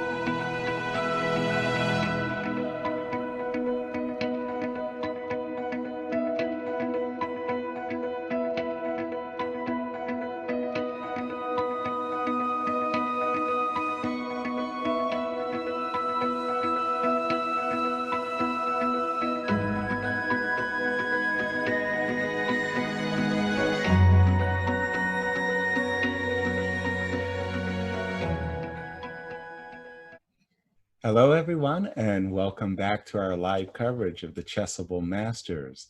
One of the things that we're trying to do in these broadcasts is make them a little bit more educational, and that's why each and every day we're inviting a new author, a Chessable author, to join us. We have Kamil Plichta with us. Welcome aboard, Kamil. Welcome, everybody. Nice. You have been working on, or you've actually completed, of course, a course on the King's Indian attack. Am I right with that? Yes, it was my third course published for Chessable. And how's it been going? Has it been well received? Yeah, I think so. I got very positive feedback. Also, it's the opening I play like half of my chess career, if I can call it like this. And yeah, I really like to play those things. Wonderful. And of course, you've been watching the Chessable Masters. You got a chance to see the preliminaries and now join us for the first day of the quarterfinals. What's been your overall impression? What do you like the most? I mean, I'm a very huge fan of rapid and blitz time control. So for me, it's like the best thing, because, you know, in the classical chess, players rarely do some mistakes, but here we can also see their human side of their plays, because they're blundering, you know, they're full of nerves, and that's a great thing for me as a viewer, as a chess fan. Well, it's a situation where we're so grateful and thankful that you're joining us, but you may be upstage, because at this moment that you've joined us, Kamil, the world champion has a 2-0 lead, and should he not lose, should he draw or win this, the third game, his match for the day would be effectively over. He would be the winner of today's set, and he will be joining us in that case. So get in all of the act, get in the act while you can, so to speak. And I want to invite Peter and Anna to join in with any questions that they may have of you. Anna, Peter. Well, as usual, Sorry. go on, Anna. Go on. We all want to ask questions so eagerly. It's not going to be easy. I was gonna pick up on the line that you said that you really like this time control, and if I'm correct, you call yourself a blitz addict, and one of your victims online was one of our participants, Hikaru Nakamura. Can you tell us about the game and what is it that makes blitz so fascinating to you? Yeah, I'm a lazy person, so in Blitz I don't have to spend too much time thinking on moves, so I can rather rely on my intuition than some calculating skills. And the game with Hikaru was pretty funny because it was like 3 a.m. at night at my place, and I just looked for a game on Chessable, and suddenly I saw, okay, Hikaru is online, so why shouldn't I try and for the first time challenge him? Okay, he accepted. Then I lost 3 next games without any fight, and then suddenly in the in the game number 4, I managed to like win one of the best games in 22 moves with white, and it was like the best feeling in the world because not only I had the first chance to play against the best player, but I also managed to beat him. And also a very good thing about this game was that I managed to use the line that was for my second course. It was line from my second course, so it was a great feeling. I knew that not only I'm working for other people, but I also managed to help myself by winning the game. Yeah, that is a very nice feeling. That's very nice. Camille, you had a learning moment that you wanted to share with our audience as well. Yeah, for me, the most fascinating moment from today's games was the first game between Ian Nepomniachtchi and Vladislav Artemiev. So the game where Vladislav disconnected. But I think that we can appreciate the position after move number 36 from Black, where Black just took on g5 with the pawn. And I think that in this position, we should just take a look at the fact that there are 4 Black's pieces on the queen side, which are really not participating much in the defense of the king side. And that means that we should rather start looking for some attacking chances. And we have like 5 pieces attacking, Black has 1 piece defending. So it should be possible to create some breakthrough. And the move knight h to f5 is just a crushing move, because it just rips the Black king out of his defenders. And I think it is very thematic. Yeah, I thought so too. And that's exactly the conversation we were trying to have on air, because the game was a bit too fast-paced for us to touch on this properly. But it's good that you bring this up. Sacrifice like this, with white, honestly, apart from this first check, for a while we'll probably be playing with quiet moves. It is mainly possible here, as you say, because of those bystanders on the queen side, which really aren't participating in a defense. And then there was this very, very beautiful line in the game, which Jan ended up missing, which we can show again in this position. But I think, as you said, it's important to recognize when you can start an attack like this, simply because you have an advantage on the side of the board where most of the play will be concentrated. Yeah, sometimes it's as simple as that, as counting the pieces. But I'm sorry to interrupt this learning moment, because we've got a lot more moments to learn, as we have in the game between Magnus and Fabi, a move that has just stopped Magnus cold, g7, g5. Peter, take it away. Yeah, that's a very interesting development, because this idea, in general, in the bishop b5 Sicilians these days, this idea is not unheard of. And I was a little bit surprised by Magnus's choice to play h3 on move 6. If you look at what happened here, Magnus gave a check. Fabi played knight c6, which is already a little bit interesting. I think most people used to believe that if you wanted to play sharply for a win in a must-win game in this position with Black, you always played knight d7 in the days of yore, so to speak. But right. But knight c6 is also a fighting move. Castles bishop d7, rook e1, knight f6, and there's a lot of theory in this position, starting from the move c3, for instance. And honestly, much of that theory is completely safe for white, which is why I was honestly a little bit surprised when Magnus played h3, a6, bishop f1, and g5 is a very thematic move. Even sometimes Black plays it with the pawn is on h2, but with the pawn on h3, it does feel very, very logical for Black to try to play g5, g4 as early as possible and to blow the king side apart this way. And of course, knight g5, rook g8 plays into into black's hands, because the pawn on h3 probably will be won back after something like this. For sure. It does forcefully remind me of a game that was played in the Sinkville Cup a few years ago between Magnus Carlsen and Veselin Topalov. It was a different line, but it was an early G5 by Veselin Topalov that definitely threw Magnus off his game. And in fact, Veselin Topalov won with the black pieces in that double-edged game that I'm referencing, and I can't remember exactly how it got to the position, but things are continuing to blow up, Peter. Yeah, but I think Magnus here is reacting sort of in the time-honored fashion. You are always told as a child, I mean, always maybe is a bit of an overstatement, but you are told that the way to play against a flank attack is to start playing actively in the center.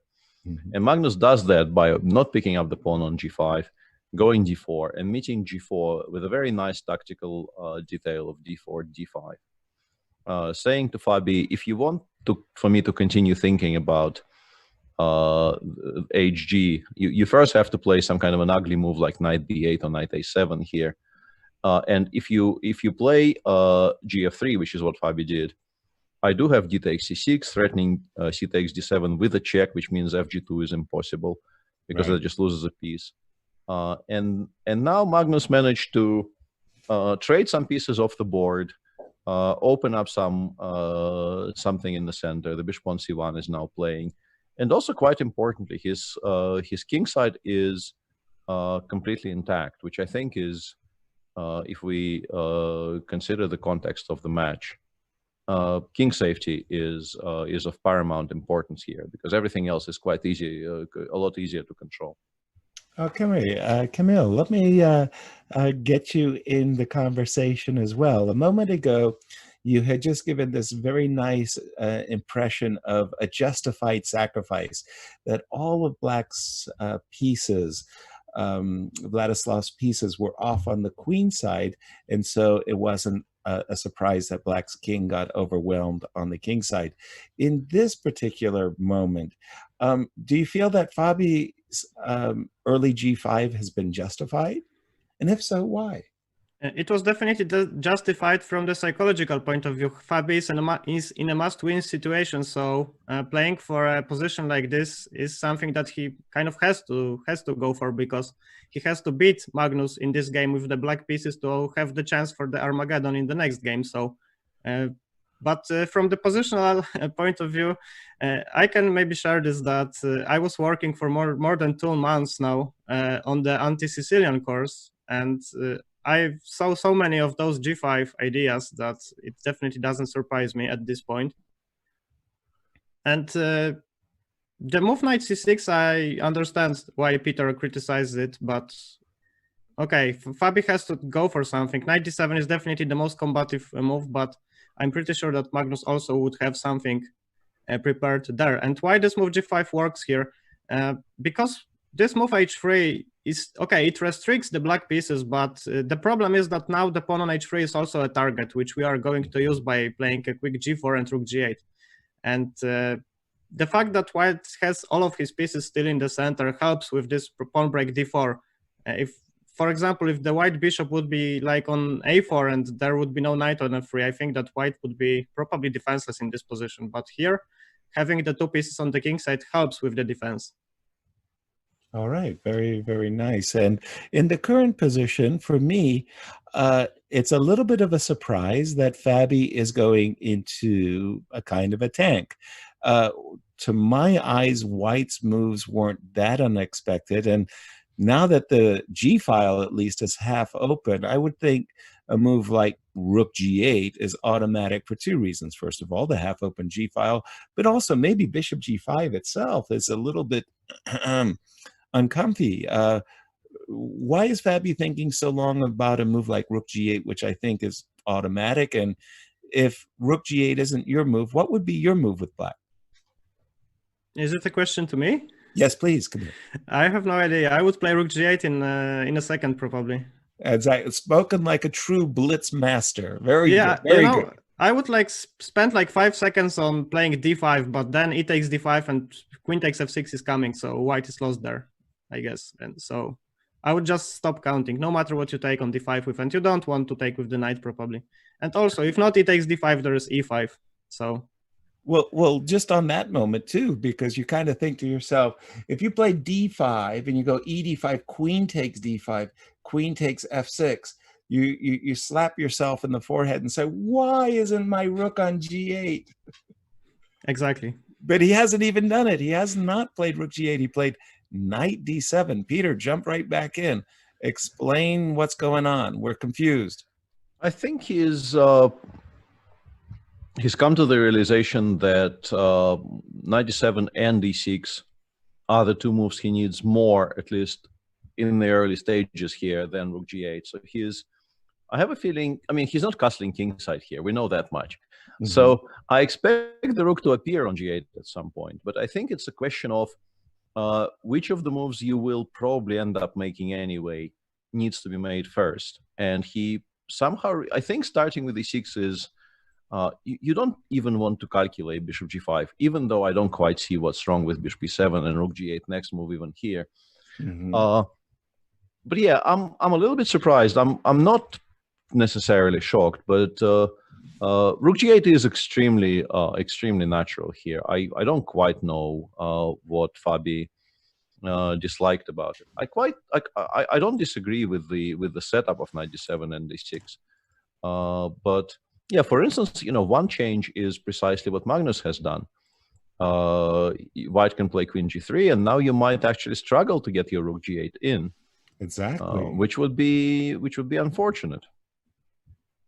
Yeah, and in the meanwhile, the move queen g3, if the move knight d7 was designed to play knight e5 and maybe pick up a tempo against the queen, the move queen g3 is a really wonderful reaction. You stop rook g8, you get out of the potential tempo, and by the way, excuse me, may I introduce bishop f4, and there's a certain weakness on d6 I'd like to discuss. So I think Fabi's getting himself into a bit of a tangle. Yeah, he played queen e7, but now after bishop f4, I guess he wants to castle queenside, but after rook a d1, I'm sorry, Peter. Just a tactic, which I'm sure. Yeah. I wanted to interrupt here. Ivan is hanging though, right? So we can go in this order. Yes. Yeah, and then bishop g5. Yes. I think we can even start with bishop g5. It's also working. That is true. And queen e7. This is actually on the board, so Magnus will have that option. Yes, but that. Hang on a second. F6. Knight d5. Knight e5. Yeah. Okay, are we sure about this? No, but I F4 on E1 and I got myself all excited, Peter. Isn't F4? Yeah, F4 probably works. We can also do this. Take on B7. Take on E5. No, I mean, queen takes B7 is not going to happen because specifically, as Yasser said, rook E5 probably wins on the spot here because the rook on H8 falls. Yeah, Magnus already played 95. Magnus is enjoying himself here. Exactly. And this rook on E1, you always, I mean, this is Kramnik's move, right? Rook E1. You always have these kinds of breakout moves, knight D5. Michael Tal especially was happy playing knight F5 and knight D5 against open Sicilians. This looks like Fabi has missed time. Maybe he's just missed it, Peter. Yeah, it feels like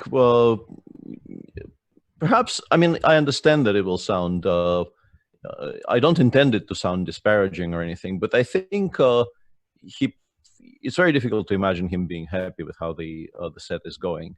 Mm-hmm. And I think this may have influenced his play a little bit here because normally I don't think the position after queen takes f3 logically results in the position after knight d5. I think something else should have been on the board by this point. Yeah, I have a feeling we might have a guest on our show reasonably soon. Actually, in this position, does Black has any choice?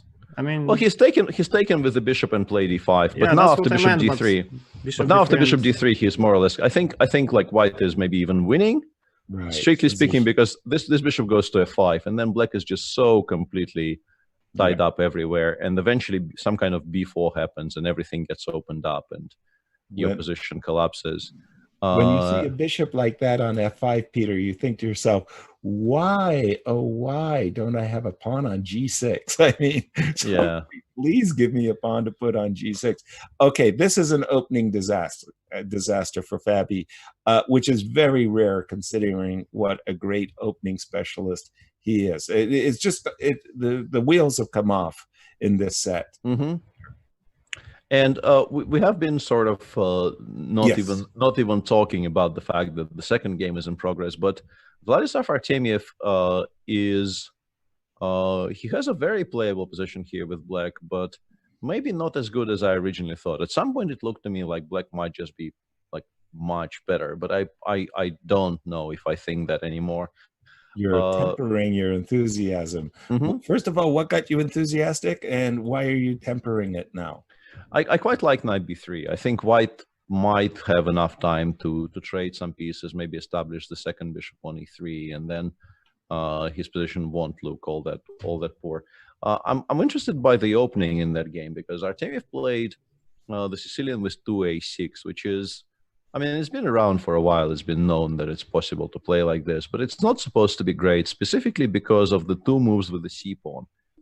Both c3 and c4 actually are supposed to be quite good here. And Jan did play c3, d5, e5, queen d5, d4, knight f6. And we sort of have the absolutely classical Alapian here with an extra tempo for white, or at least like half a tempo, because a6 is not so useful. Maybe. It's not a poor move, but it's not very useful either. Mm-hmm. But Jan played the move c3, c4 here, which I think is a little bit hasty. I don't think he needed to do that. Something normal like bishop e3 or bishop e2 was, I think, a better option. And even after those Lapin endings where you take on c5. Mm-hmm. Yeah, that also is very much a topic. I don't know. Yeah, that's a very good spot actually, because with the knight on c6 in this position, there is this very, very sharp line with queen d1 and then bishop g4, but not a tempo down, of course. and after queen c5, bishop e3, white does have a very pleasant game, as is well known, I think, from the main lines. But he played c4, and then after queen e4 check, I think he probably realized here that his intended move bishop e3 runs into knight g4, and life becomes a little bit less clear than he would ideally want. Mm-hmm. So he ended up playing bishop e2, c takes d4, and queen takes d4. And black took and played e5. And this is already like an absolute dream position for black. His pieces are being developed very naturally. The fact that he had to play a7, a6 here actually stops knight b5, which is hugely important.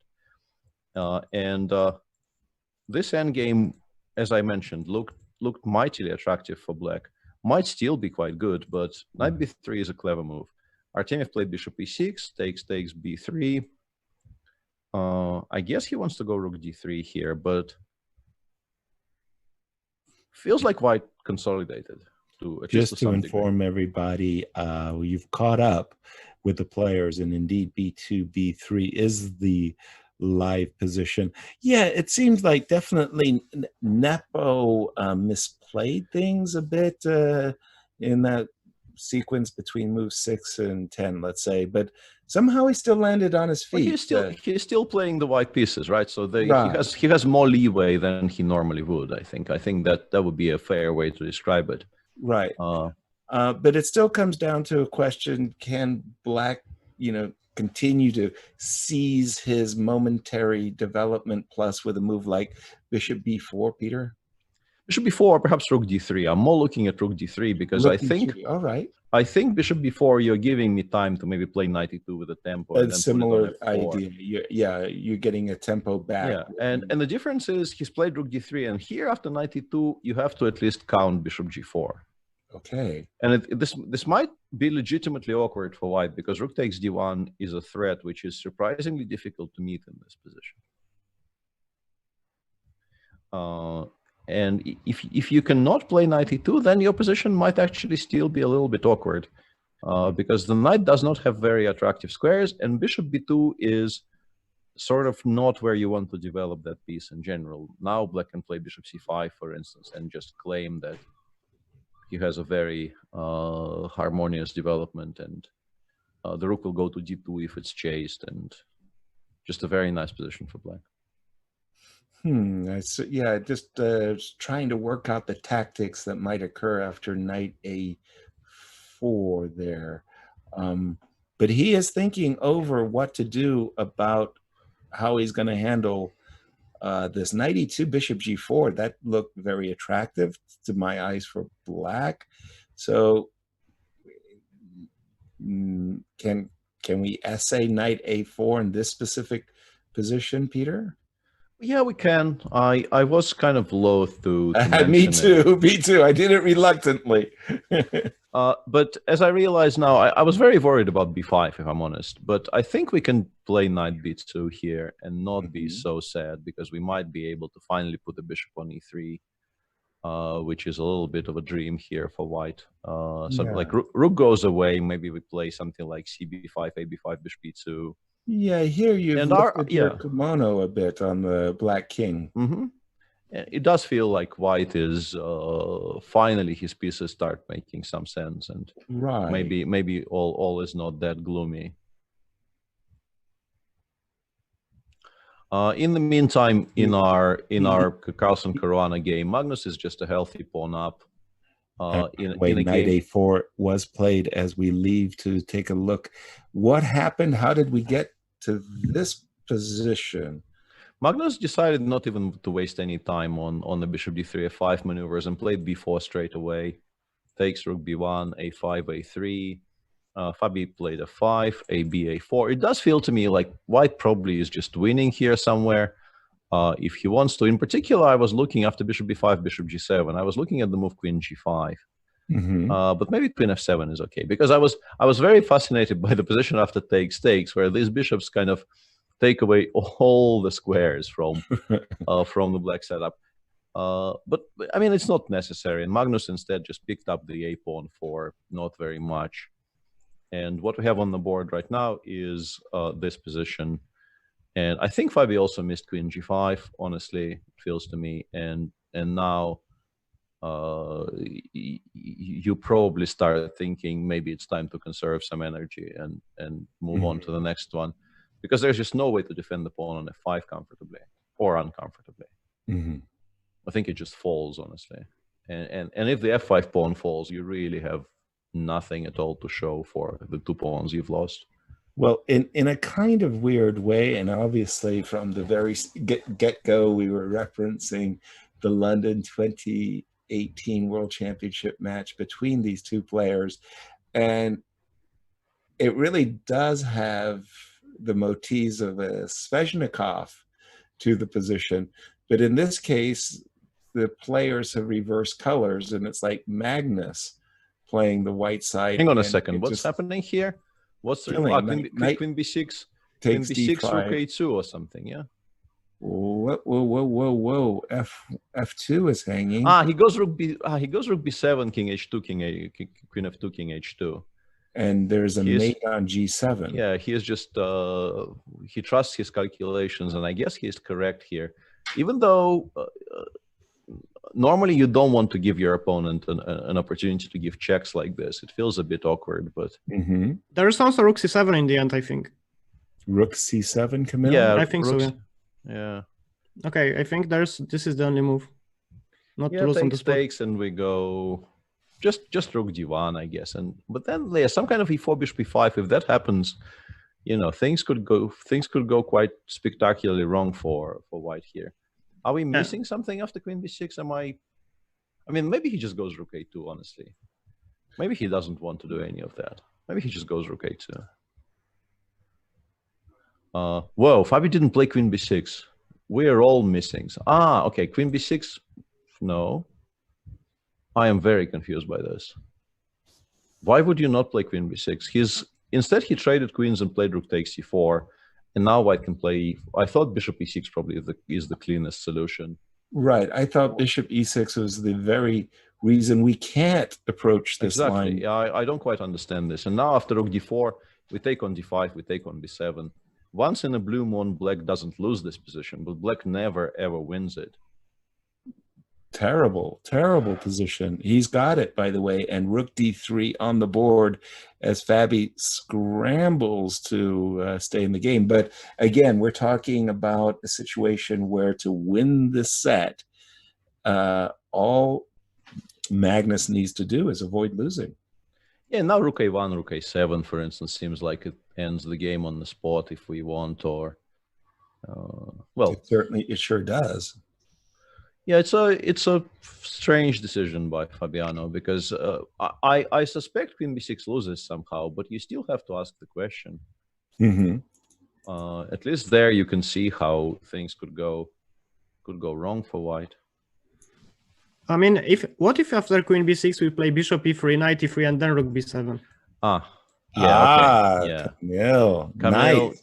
Camille worked it out. Yeah, I thought we were missing something simple. Because we were both confused. I did not see that. That's a very nice sequence indeed. Bishop e3 first, and then take on b7, of course. Yeah, and yeah, that actually wins on the spot, because Right. black's own knight is in the way of counterplay against the f2 pawn. The queen is hanging, mate in one is hanging. Yeah, Camille is good. Spot on. Yeah, spot on here. And yeah, in the end game, Magnus even played b5 here, using the fact that the back rank issues allow him to do that. And as I mentioned, occasionally black will not lose this position because he does have a very nice central pair, and the b pawn isn't really queening just yet. But sadly for Fabi, he has to play it sharply for a win somehow, and that's I think going to present a problem. I just found one way how to lose with white here. I wanted to go rook f5, e4, rook takes e4, but now I see rook c1. That would Yeah, be but not that ideal. probably ends up not happening. I guess, feel. yeah, I guess they will not play this. Yeah. But I liked your rook f5, e4, rook b1. I think a lot of players would kind of get behind that as a choice, Camille. I mean, rook's behind. Oh gosh, the rook d3. No. I mean, this might be just winning. We do have e5, e4, and b7, b6 without the bishop trade on the board, guys. Yeah, Magnus just says, I have a plan. I need to push this pawn further down. Maybe, yeah. Yeah, further down the road. If bishop c3, which seemingly solves the back rank issues, and now the bishop is hanging, I think rook c7 is the intention here. Quite cleverly protecting everything, and black doesn't really have very much in a way of counterplay, and if Magnus needed to win this game, there would still be some conversational topics for us to engage with, but because of the match situation, this feels like a bit of a foregone conclusion. I mean, Magnus used an expression the other day, skin in the game. He doesn't have that much skin in this particular game. Do you have that in Russian as well, Peter, skin in the game? By the way, we did see rook c3, rook g7. With rook takes g7, and now we are playing a rook endgame, which is objectively probably even difficult to draw for black. But yeah, white is just doing very, very well. There are analogs. I don't think skin in the game as a literal expression exists in Russian, but the concept is not unknown. And in Camille, in Polish? But I don't fully get what does it mean, skin in the game. Can you just translate it? It means you are invested in the outcome. It means that you care, basically, because you have something running. You have. I mean, Yasser probably. You usually. Yeah, I know, but I don't recall anything like this. The idea is kind of like there's a wager going on. Maybe you're watching blackjack. And you're told, "Come on, let's go," and you go, "Wait a minute, I got some skin in the game," because you've also made a wager on the player who's actually playing that particular hand of blackjack. So skin in the game. If we have something like this in Polish, then I'm not recalling it at the moment. Okay. By the way, for Magnus fans, it's a very good day at the office. He's definitely on the superior side. Maybe he's winning He doesn't need it. 2.5 is enough. Again, these are like sets of matches, whether you win them 3-0 or you win them 2.5, 1.5. The outcome is the same. A victory is a victory. And today it looks like a victorious day for Magnus. They will not have to play a fourth game. Let's therefore turn our attention back to the other match, Peter. Absolutely, and yeah, this is the current position. And Artemiev found a very, very interesting reply there.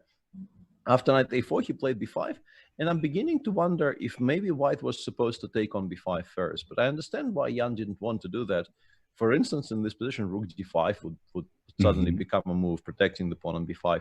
But after knight b2, Artemiev found the move b takes c4, which we kind of ignored, and this is a very positive change for Black, because knight d3, cd3 doesn't really appeal very much, and therefore Jan was obliged to create this pawn on c4, which I think Black will find it very comfortable to play against. And there's also this very beautiful square for the bishop on c5.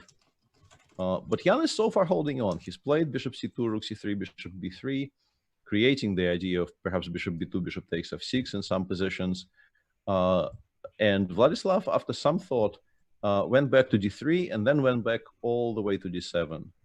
All right. I'll just interrupt you, Peter, for a moment, just to inform everybody that we do have, in fact, a draw in the game of Magnus versus Fabi. So we will expect that in the very near future, Magnus will join us, which means that to our social media, get your questions for Magnus ready and use Anna as your conduit. Anna, what's going on social media? Thank you for the reminder, Yasser. Indeed, use the hashtag #StudyChess if you would like to send a question to Magnus. We will choose one or two from the audience to ask those questions from you guys to the world champion, who has had a great day in the office today. Our question of the day, apart from the questions to Magnus, has been the following, if we could bring it up again. What makes chess such a rich pastime and sport? I really enjoy reading through your answers. This one is from SMS HK saying, it is incredible to think that probably over 1 billion chess games have been played, but still almost every one of them is completely unique. There are endless possibilities. Hashtag #StudyChess. The next response is from none other than the winner of Group B at the Chessable Masters, Anish Giri, responding to the same question, that chess personalities like GM Hikaru and Vidit Chess, tagging both of his friends on Twitter. Friends or frenemies, we will see. We will see in the next stage of the tournament. And on that note, I want to remind everybody that even though Anish is not playing today in the Chessable Masters, he will be taking challenges on Chess24 in his Banter Blitz, and he included this on his Instagram story. I'm going to try to read that out. Propose le challenge, j'accepte, and reply to your équate with A6. I think he wants to plug his French defense course again that he will soon be publishing on Chessable. But today, indeed, the Banter Blitz show at 8 p.m. Central European time is by the one and only Anish Giri. Make sure to tune in. Premium members will have a chance to play against the Group B winner. And on that note, I also want to thank all of you who are making fan art for the event. This one by Will Morsch with the 8 remaining participants. And we have another one about the broadcast. Thank you so much to Shazzy for this lovely doodle. Back to the action, since things are heating up and the world champion will be joining us. So use the hashtag #StudyChess to send questions to Magnus. Thank you, Anna, for that. We are not joined by the one and only Anish Giri, but we are, in fact, being joined by the one and only Magnus Carlsen. Magnus, thank you for joining us. Congratulations. Nice day today? Yeah, I would say it's pretty good. So just gotta keep it up, because last tournament this happened as well, and then kind of messed it up later. So well, things went your way from the get-go. Game one, in fact, and Peter will bring that up on the board. a smooth Carlsbad, if you will. Magnus, take us through where you felt Fabi went wrong.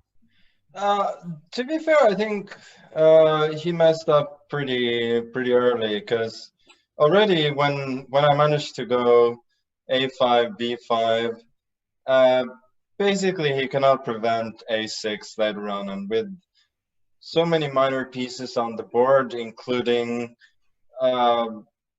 him not being able to exchange one bishop or even one knight, I think it's extremely unpleasant for him. And in the game, obviously he could have defended better, but I mean the position is just a dream to play for white. And in game 2, it was like you got a nice little something, and you converted a bishop's of opposite color, where, you know, I think a lot of people would have said, oh, Fabi, the number 2 player in the world, could draw that ending. What was his fatal mistake in that game? Well, as you know, it's kind of a tricky situation when you're down in the match with white in the second game and you get such a depressing position. It's not easy. But I have to say I was extremely lucky in that game, because when I played knight b5 and around move 12 or whatever. Move 12, okay. Yeah. We'll draw it. Yeah. Yeah, that was a mouse slip. I just clicked on the bishop by mistake and took it. So that was just insane. And like, you're pretty lucky to make a mouse flip that doesn't actually ruin much at all. So I mean, my first instinct was that I just made a mouse slip. Now my position kind of sucks, but I think pretty quickly I got decent counterplay, and obviously then at some point you should figure out how to make a draw, but then it becomes more and more difficult, and with the time edge and everything, it's not surprising that it collapses at some point. But to win after making mouse slip, that's not something that happens every day. Well, that's for sure. I wanted to get Anna in so that she could ask you some social media questions. Today, Magnus, we've got a large audience. So again, thank you. A big shout out to our audience. Thank you all for joining us. And Anna, do you have some good questions for Magnus? We're going to let the audience send in the questions, since we have just announced that we will be joined by Magnus. So I'm going to give the ball back for a few more minutes, but then I'm sorry, Magnus, I will need to ask you a few questions. Nope. For now, my question, though, is about your Instagram post today, training for today's game with your second Peter Heine, or I mean, sorry, someone from the Houston Rockets. Can you explain? I think it explains itself, to be fair. So yeah, apparently somebody counted the steps, and what you've done there is illegal. I myself. Then again, Harden travels on every single possession, so it was only appropriate. But it was a nice open jumper. I thought you hit it well. I mean, I haven't played basketball in so long that my already limited game was even worse. To find a clip where I actually made a shot, even though I did something illegal beforehand, is still to be considered a victory, I would say. Nice. Let Peter jump in, because we got all excited, Peter and I did, in game 3. We thought you were going to plan a bishop on f5 and kind of just sit on the position, but you went into a different direction. Explain your thinking, if you don't mind. Educate us a little bit on why you didn't go bishop d3 and bishop f5, Magnus. No, I just felt I just didn't feel like it, to be honest. I mean, I really wanted to open up the game immediately, but it was a bit too casual, to be fair. But basically, I think Queen E7 obviously missed Knight D5. And yeah, I guess Bishop D3 to F5. White is just winning positionally, but I felt like playing something a bit more forcing with B4, and you definitely were doing great. If you could settle something for us, because that disappeared a bit too quickly for us. After Knight D5, B D5, Bishop G5, F6, E takes, Knight E5. Were you intending to take on C6 or play F4? Oh, I was actually going to go F4, but that was the way you're asking the question sort of indicates that I missed something. No, we didn't check. We didn't check. Both look extremely attractive, so. Yeah, I think they're both pretty good. I mean, DC take B7, right? And take A6. Yeah, and they have to play Rook B8 and hope that this somehow doesn't collapse, but I don't know. Yeah, I guess you take A6, right? And then Bishop Yeah, G7. but then Bishop G7, this might become unclear, actually. Yeah, the other one is probably much better, yeah? I mean, I thought about it very briefly, but I think once you see F4, then you sort of scrap this line and yeah, that you move on, right? Especially when you only need a draw. Yeah, I think so. No, again, it all looks very well. We have one game still going. Just take a gander at it, if you will, the position, Magnus, and give us your professional opinion. In this one, Artemiev at some point played Rook H8, T8, and White played Bishop A4, which is a kind of a defining event in this game, honestly. But what was the score?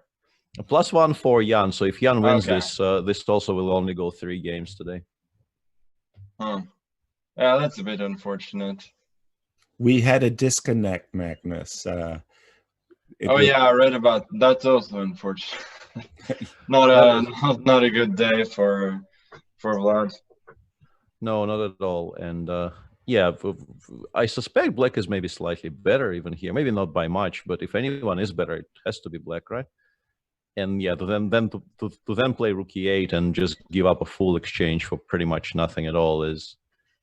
Well, for you to claim that the side who does not have the bishops is better, that must mean the position is pretty good. Yeah, I mean, this bishop on C5 is just so gorgeous. Like, I don't know how to exploit it, but it's just such a beautiful piece. Yeah, I mean, Rook E8 is anyway kind of a strange move. I guess you want to put it on the E6, but yeah, somewhere like E6, C6 or something. I mean, what was the opening in this game? Like some kind of a position, you don't have a clue. A6, C3, A6, C3, and then they did something unusual. Wow, yeah, that looks very unusual indeed. So yeah, feels like Jan should be able to convert this reasonably comfortably because there's really not much left in a way of compensation anymore. At some point, it looked like Black could be putting up some kind of a defense, but eventually the rooks just become too powerful. Yeah, I don't think there's too much to see here. This looks like a pretty simple. Yeah, he's just going to go for at some point, I think. Or maybe that's... Oh, why is that even necessary? Probably it's not necessary. I don't know. He'll figure it out. Yeah. I don't know if it's the cleanest, but I could, you could also entertain the idea of just at some point waiting for Black to play King B7, then go Rook B4, Rook B6, just trade the pair of rooks, and yeah, and then the one rook just deals with the entire position very easily normally once the pair is traded. I think Rook B4, Rook B6 might even be a threat because of Rook F5. Yeah, maybe. Exactly. I didn't want to count that pawn endgame, but it might be winning. No, I understand, but it might be winning quite easily. Yeah. So like, yeah, he will win somehow. I think that's a pretty clear conclusion here. We just have Rook E8 on the board. Yeah, Rook E8. Obviously, that's. And then I guess no shenanigans needed. Yeah. Rook G8, Rook G7, and then something bad. Yeah. Yeah. Well, that will be an easy day for us. Magnus, the preliminaries, my goodness, they had ourselves, our audience on the edge of our seats, you know, very dramatic start to the tournament. How you have had a rest day, a chance to reflect on the first 4 days. What have been your thoughts? I mean, I haven't thought too much about it. Obviously, I mean, I was not super thrilled about my pairing that resulted in me being in the by far the toughest bracket and also getting a pretty tough opponent now. But I mean, obviously, both the groups were exciting towards the very end. But yeah, certainly there are two very different brackets now. But so I've already made that mistake. I want to finally learn what I'm covering here. Who are you two guys? Who are your semi-final opponents potentially? so it's Nakamura or Ding. Yeah, that is a good bracket. Yeah. Tough. And it doesn't get any easier for you, Magnus, as Anna has a question from the social media for you. Anna. Yes, sir. We indeed have a couple of questions for Magnus. I've chosen the one by Pelage Badwake saying, what is the key to your consistency, Magnus, over all these tournaments? I don't know. I feel like I haven't been consistent at all, to be honest. I've lost, it feels like, about 1 million games. And no, I would say that my top level has been great, but the floor has been the floor has been pretty low as well. So I would say that I rather need to find it. It seems that I'm generally playing quite well, but not consistently enough. So I think the question, although well meant, is yeah, it doesn't make a lot of sense. I think your consistency to us mere human beings seems a brilliancy. But on that note too, your Twitter pal, Anish Giri, tweeted earlier he's going to be streaming Banter Blitz on Chess24 tonight, and he called the Carlsen-Caruana match his pre-show for today. Our question to you is if you plan to watch his show or even log in and challenge him. I could. What I'm going to say though is that the pre-show was kind of a dud, so I hope the main act is gonna be better. So he has put a lot of pressure on himself now. Actually, he said the warm-up show was even more exciting than perhaps what the main act will be. So we will see which way it turns out. Thank you so much for your answers. Before both matches were decided so early. Definitely. Back to you, Yasser. Well, it sure looks like to me that Jan was putting the finishing touches. The game has just finished, yeah. And he, in fact, has won. So our two winners of the day are now known. There will be no game 4 as both matches end in a 2.5 victories for Jan and for Magnus. Well, easy day at the office for us, Peter. Yeah, it makes for a nice change after the 5.5 hours days of the prelims.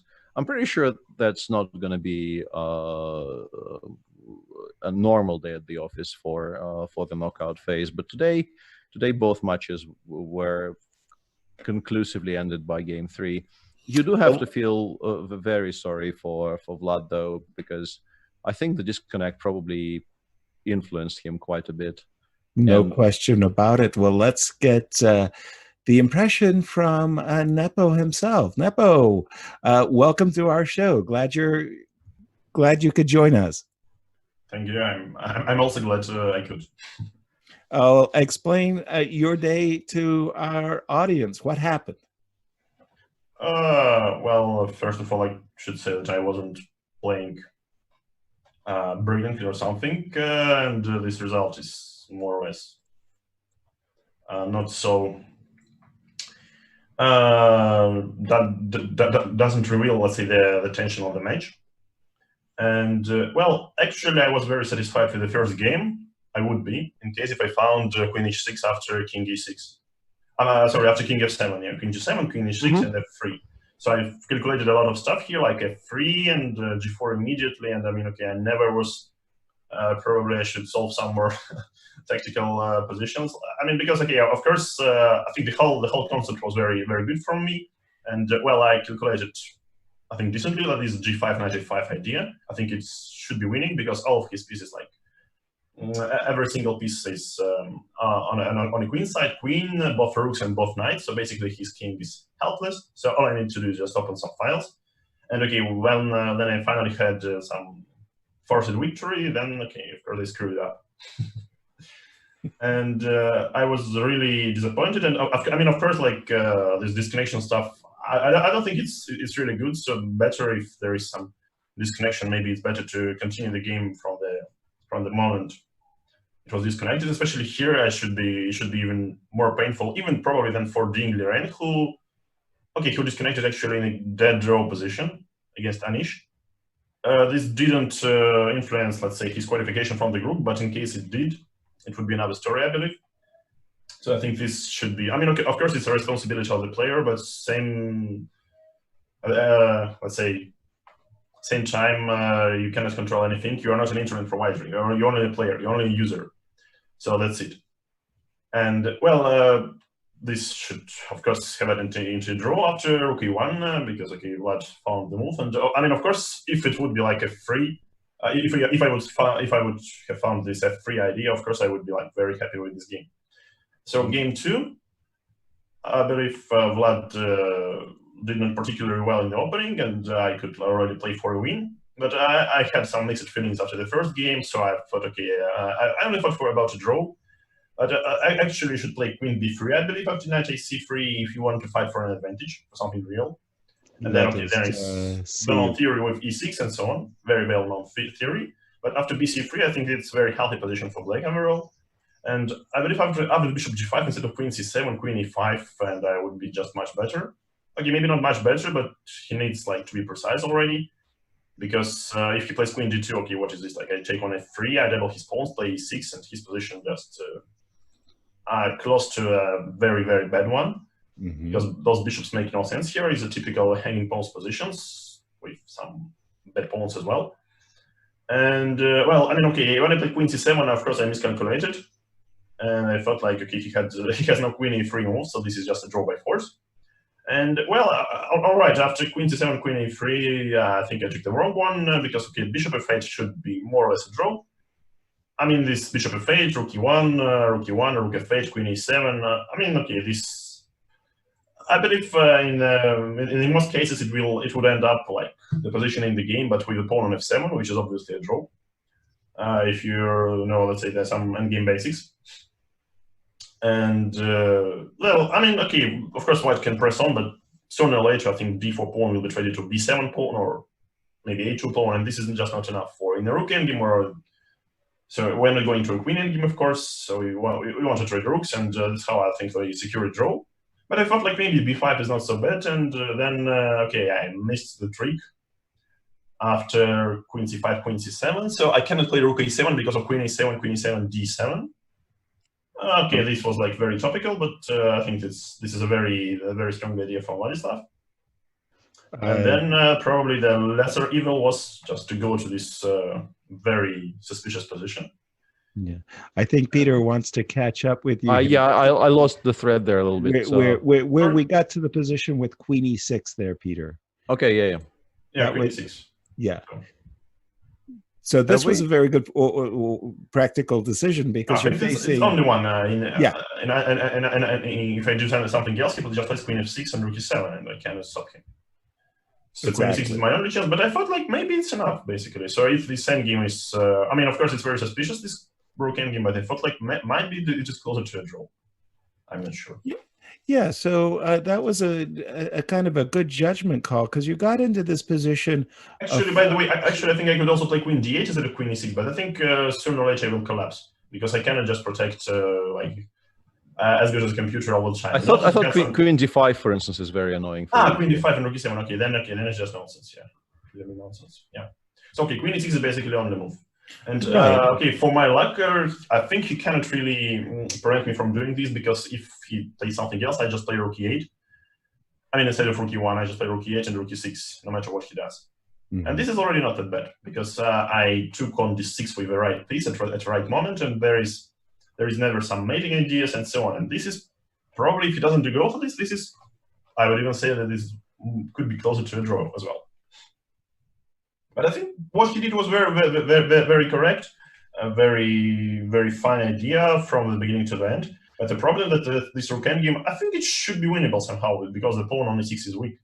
Exactly. That was what. I mean, I'm not particularly sure. So at some point when I played h5 and d5, I thought that maybe that I'm already all right because I have a clean idea what to do. He has a weakness.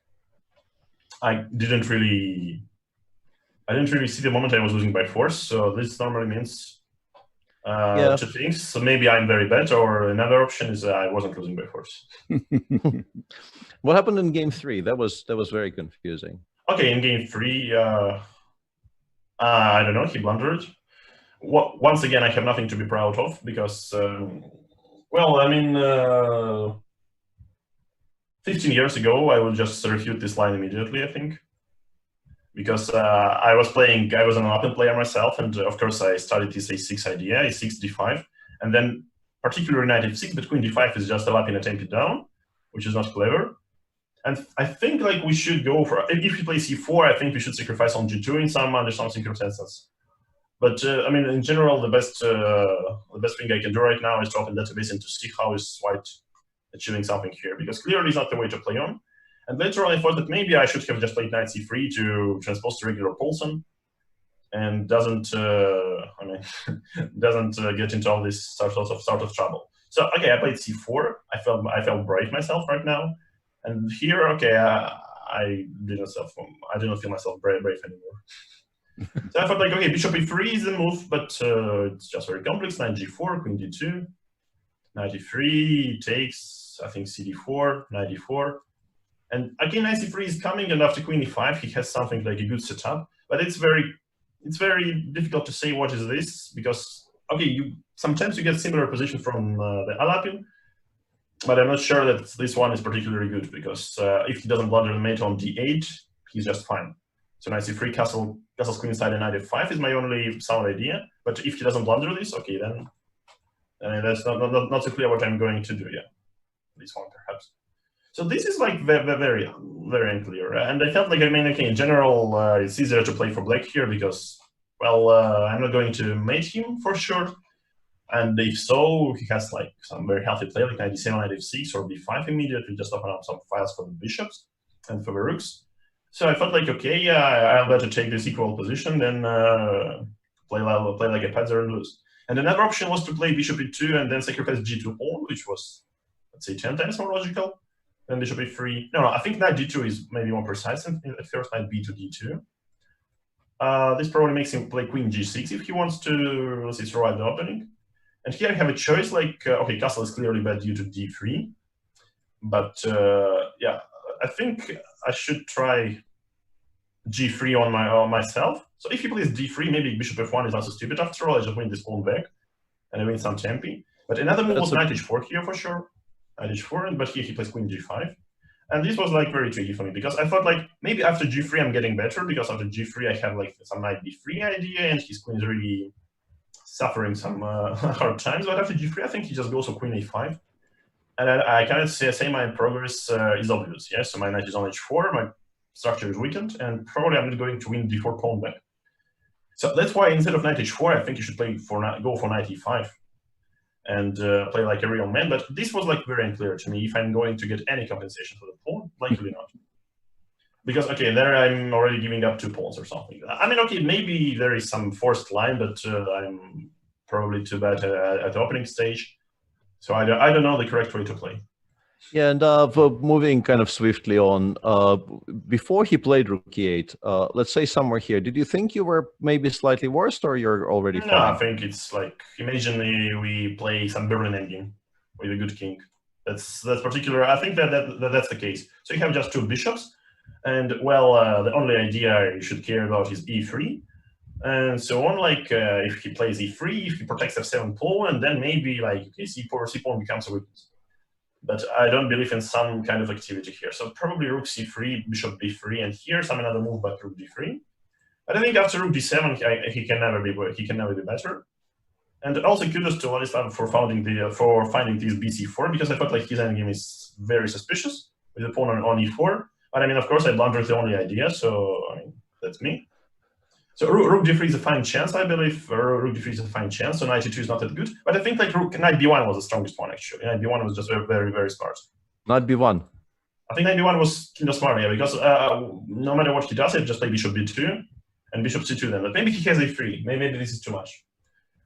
I mean, theoretically, if I just play bishop c2 and bishop d2, I get the same position, and then I play knight c3 and rook c1, and I'm fine with my bishops. But I mean, knight d1 would be too much if I lose. Like so something like bishop c5 and d3 works right now. Yeah. So okay, knight d1 is of course nonsense. So I mean, okay, it was I was like holding myself from playing some nonsense move. I'm preventing myself. But I think after h3 I'm completely fine, and it's only white who can hope for something. But of course, clearly this is much closer to a draw. Like, okay, rook e8, of course, was very welcomed by me, but I mean, okay, it was actually the trap. I thought, like, what's the most logical move? Like, rook e8, okay, but then I have bishop e4. But I could never believe he falls into such kind of cheapo. But actually, I think this position is already not so good for black, because I have some rook b1, rook e1, some very healthy play. And he can never really attack c4 pawn. So even if he like doubles his rook on the d8 file, yeah, play rook b1, rook e1. So okay, this is surely closer to a draw, because he has this rook d2 idea. If I could play rook e1, so I'm not really going to take the pawn. But okay, play rook b1 and bishop g5 or bishop somewhere. And I mean, okay, clearly due to the match situation, I wouldn't press too hard in this position with white, because I believe okay, the opening in the first game wasn't really stressful for me. The stressful part was the level of my play. Yeah, very right. Fair enough. Really let me just jump in for a moment and to say that we've got a lot of fans, Nepo online, and Anna has a question from one of them for you. Anna. Thank you. Yes, there indeed. There's so many questions to you. Yes, sir, I will pick 2 of them since we have limited time. Kartik91 asked on Twitch, Jan, where do you get your inspiring attacking style from? What inspires you to play this way? I'm sorry, but did it look like I'm an attacking player? I was like hiding onto the back rank in all those games and so on. I think he was referring to your knight f5 piece sacrifice. Yeah, okay, this was okay. The first game, okay. That I agree. But I mean, normally it's mostly about imagination. So if you study some games of great players, I mean, okay, let's name for example Michael Tell, and you just learn from the best, and you see how can you use your pieces, how you can attack. So that's normally works with all parts of the chess game. So when you should watch some great games from another great players, and okay, from a great players, not another great players, just from great players. And that's probably how you make your imagination more rich, I would say. Yeah, so that's how it comes. Like, and in general, I mean, I think like the position for my first game is just a general feeling. Like, I think it was Kasparov who said that if you want to start some mating attack or something, just check your opponent's pieces, like especially the queen. If the queen is very far from the king, then it's like probably the best moment to like go all out and start your attack. And in case the queen is close, it's a very good defensive piece, and so on. So probably it's easy to relate to the moment when you should push. Those were some great tips for the viewers. Thank you so much for that answer on attacking chess. And another question, this time about another esport from SSNWO. Jan, what is your battle pass level in Dota 2? And you will need to explain to me what is a battle pass, since you are a Dota 2 expert and I have no idea what he's talking about. Okay, actually, battle pass in Dota is well, shows the level of your integration with the game. So if you play a lot, if you make a lot of daily quests and so on, or if you just donate, which is also fine, I think, which is very welcome by the battle pass creators. If you just donate, you get a higher level pass, and then you get some rewards, like some good interface, some extra sets for your favorite hero, and so on. Yeah, extra music, extra smiles, extra emotes. So my battle pass is level 1 because someone very generous just sent me a gift.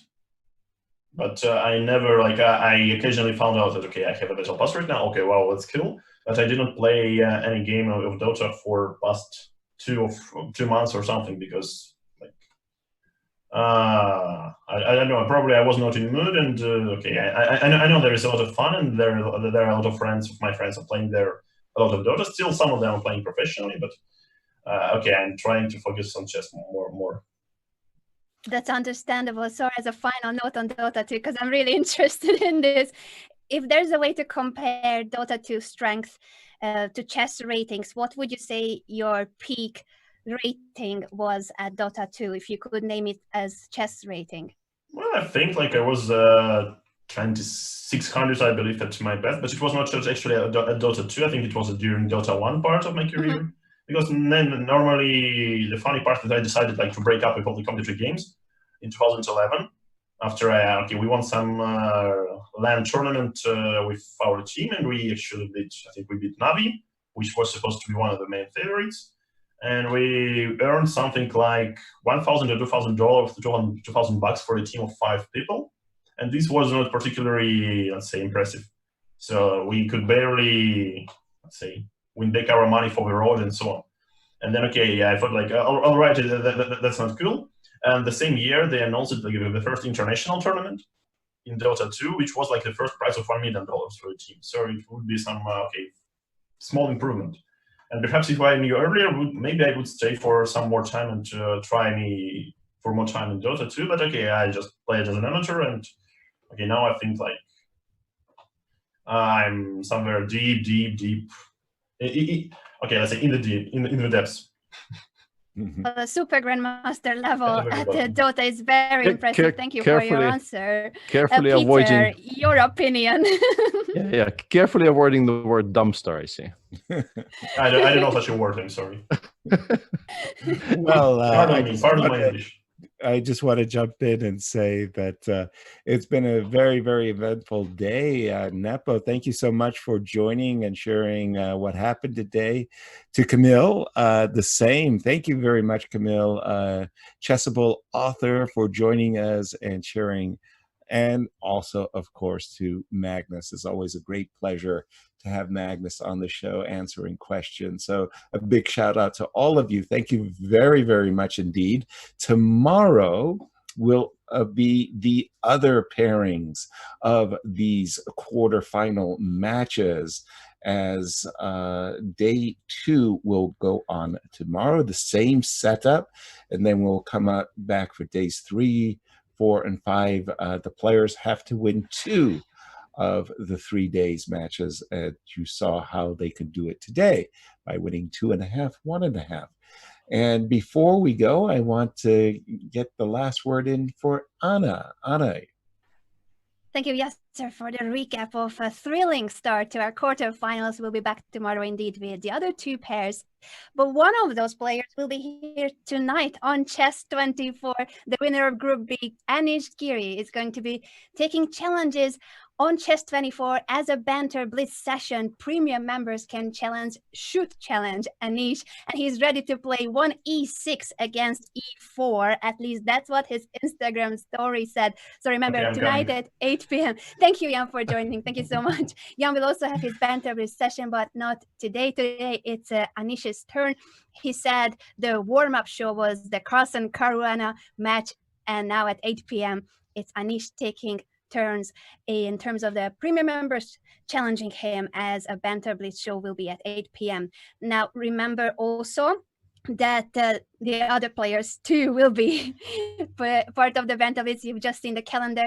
And this beautiful visual that we are just showing on the screen is made out of Rubik's Cubes. Tonight at 9 p.m. on YouTube, a live stream will attempt a Guinness record at Rubik's Cube. So do tune in, search for Rubik's Cube on YouTube at 9 p.m. Central European Time if you are curious about the Guinness World Record attempt in Rubik's Cube as well. And thank you so much to the squad who sent us these amazing portraits made out of Rubik's Cube. Peter, famous last words. Short day, we welcome those, but a very interesting one, and there is more action coming tomorrow. Stay tuned. Tune in tomorrow, same time, same place. More top-level chess. Thank you, Peter, for that. Yes, very creative indeed. I'm curious myself now how you get a Rubik's Cube portrait. Thank you, everyone, for joining us. And as Peter said, we hope to see you tomorrow, same time, same place, same channel. Till then, good night. If you're a chess player, you have plenty of opportunities to challenge and play online against the top players participating in the Chessable Masters Super Tournament. Don't miss the opportunity to learn from the best. Check out the Chess24 shows area and tune in for banter blitzes with the likes of Magnus Carlsen, Fabiano Caruana, Alexander Krischuk, and Pentala Harikrishna. Go premium at Chess24 to challenge them and gain full access to the world's most entertaining chess platform.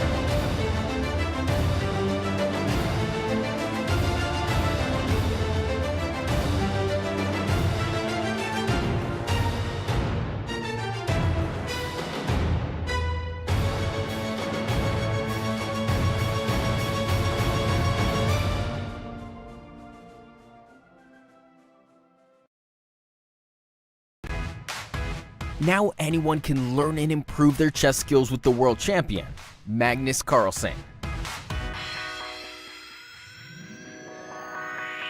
The Magnus Trainer app is packed with fun mini-games and interactive training content, playable anytime, anywhere. Get the Magnus Trainer, available in the App Store and Google Play. It's time to take control of your journey towards chess mastery. Magnus Carlsen introduces Chessable, the definitive solution for studying chess. Move Trainer uses the science of spaced repetition to identify your strengths and eliminate your weaknesses. There's no need to set up a board, remember which page you're on, or keep track of all the moves you miss. Move Trainer empowers you to go from the opening to the end game with confidence. It's a seamless, effective, and fun way to study chess. Choose from one of the largest online chess libraries in the world, with hundreds of titles ranging from classic books through to our exclusive Chessable courses, including over 100 free courses. Get expert insights from International Master John Bartholomew, Grandmaster Sam Shankland, International Master Christoph Sulecki, Grandmaster Simon Williams, World Champion Magnus Carlsen, and hundreds of other instructors. Get started now and join our growing community of over 100,000 chess enthusiasts at Chessable.com. Chessable, take control of your journey towards chess mastery.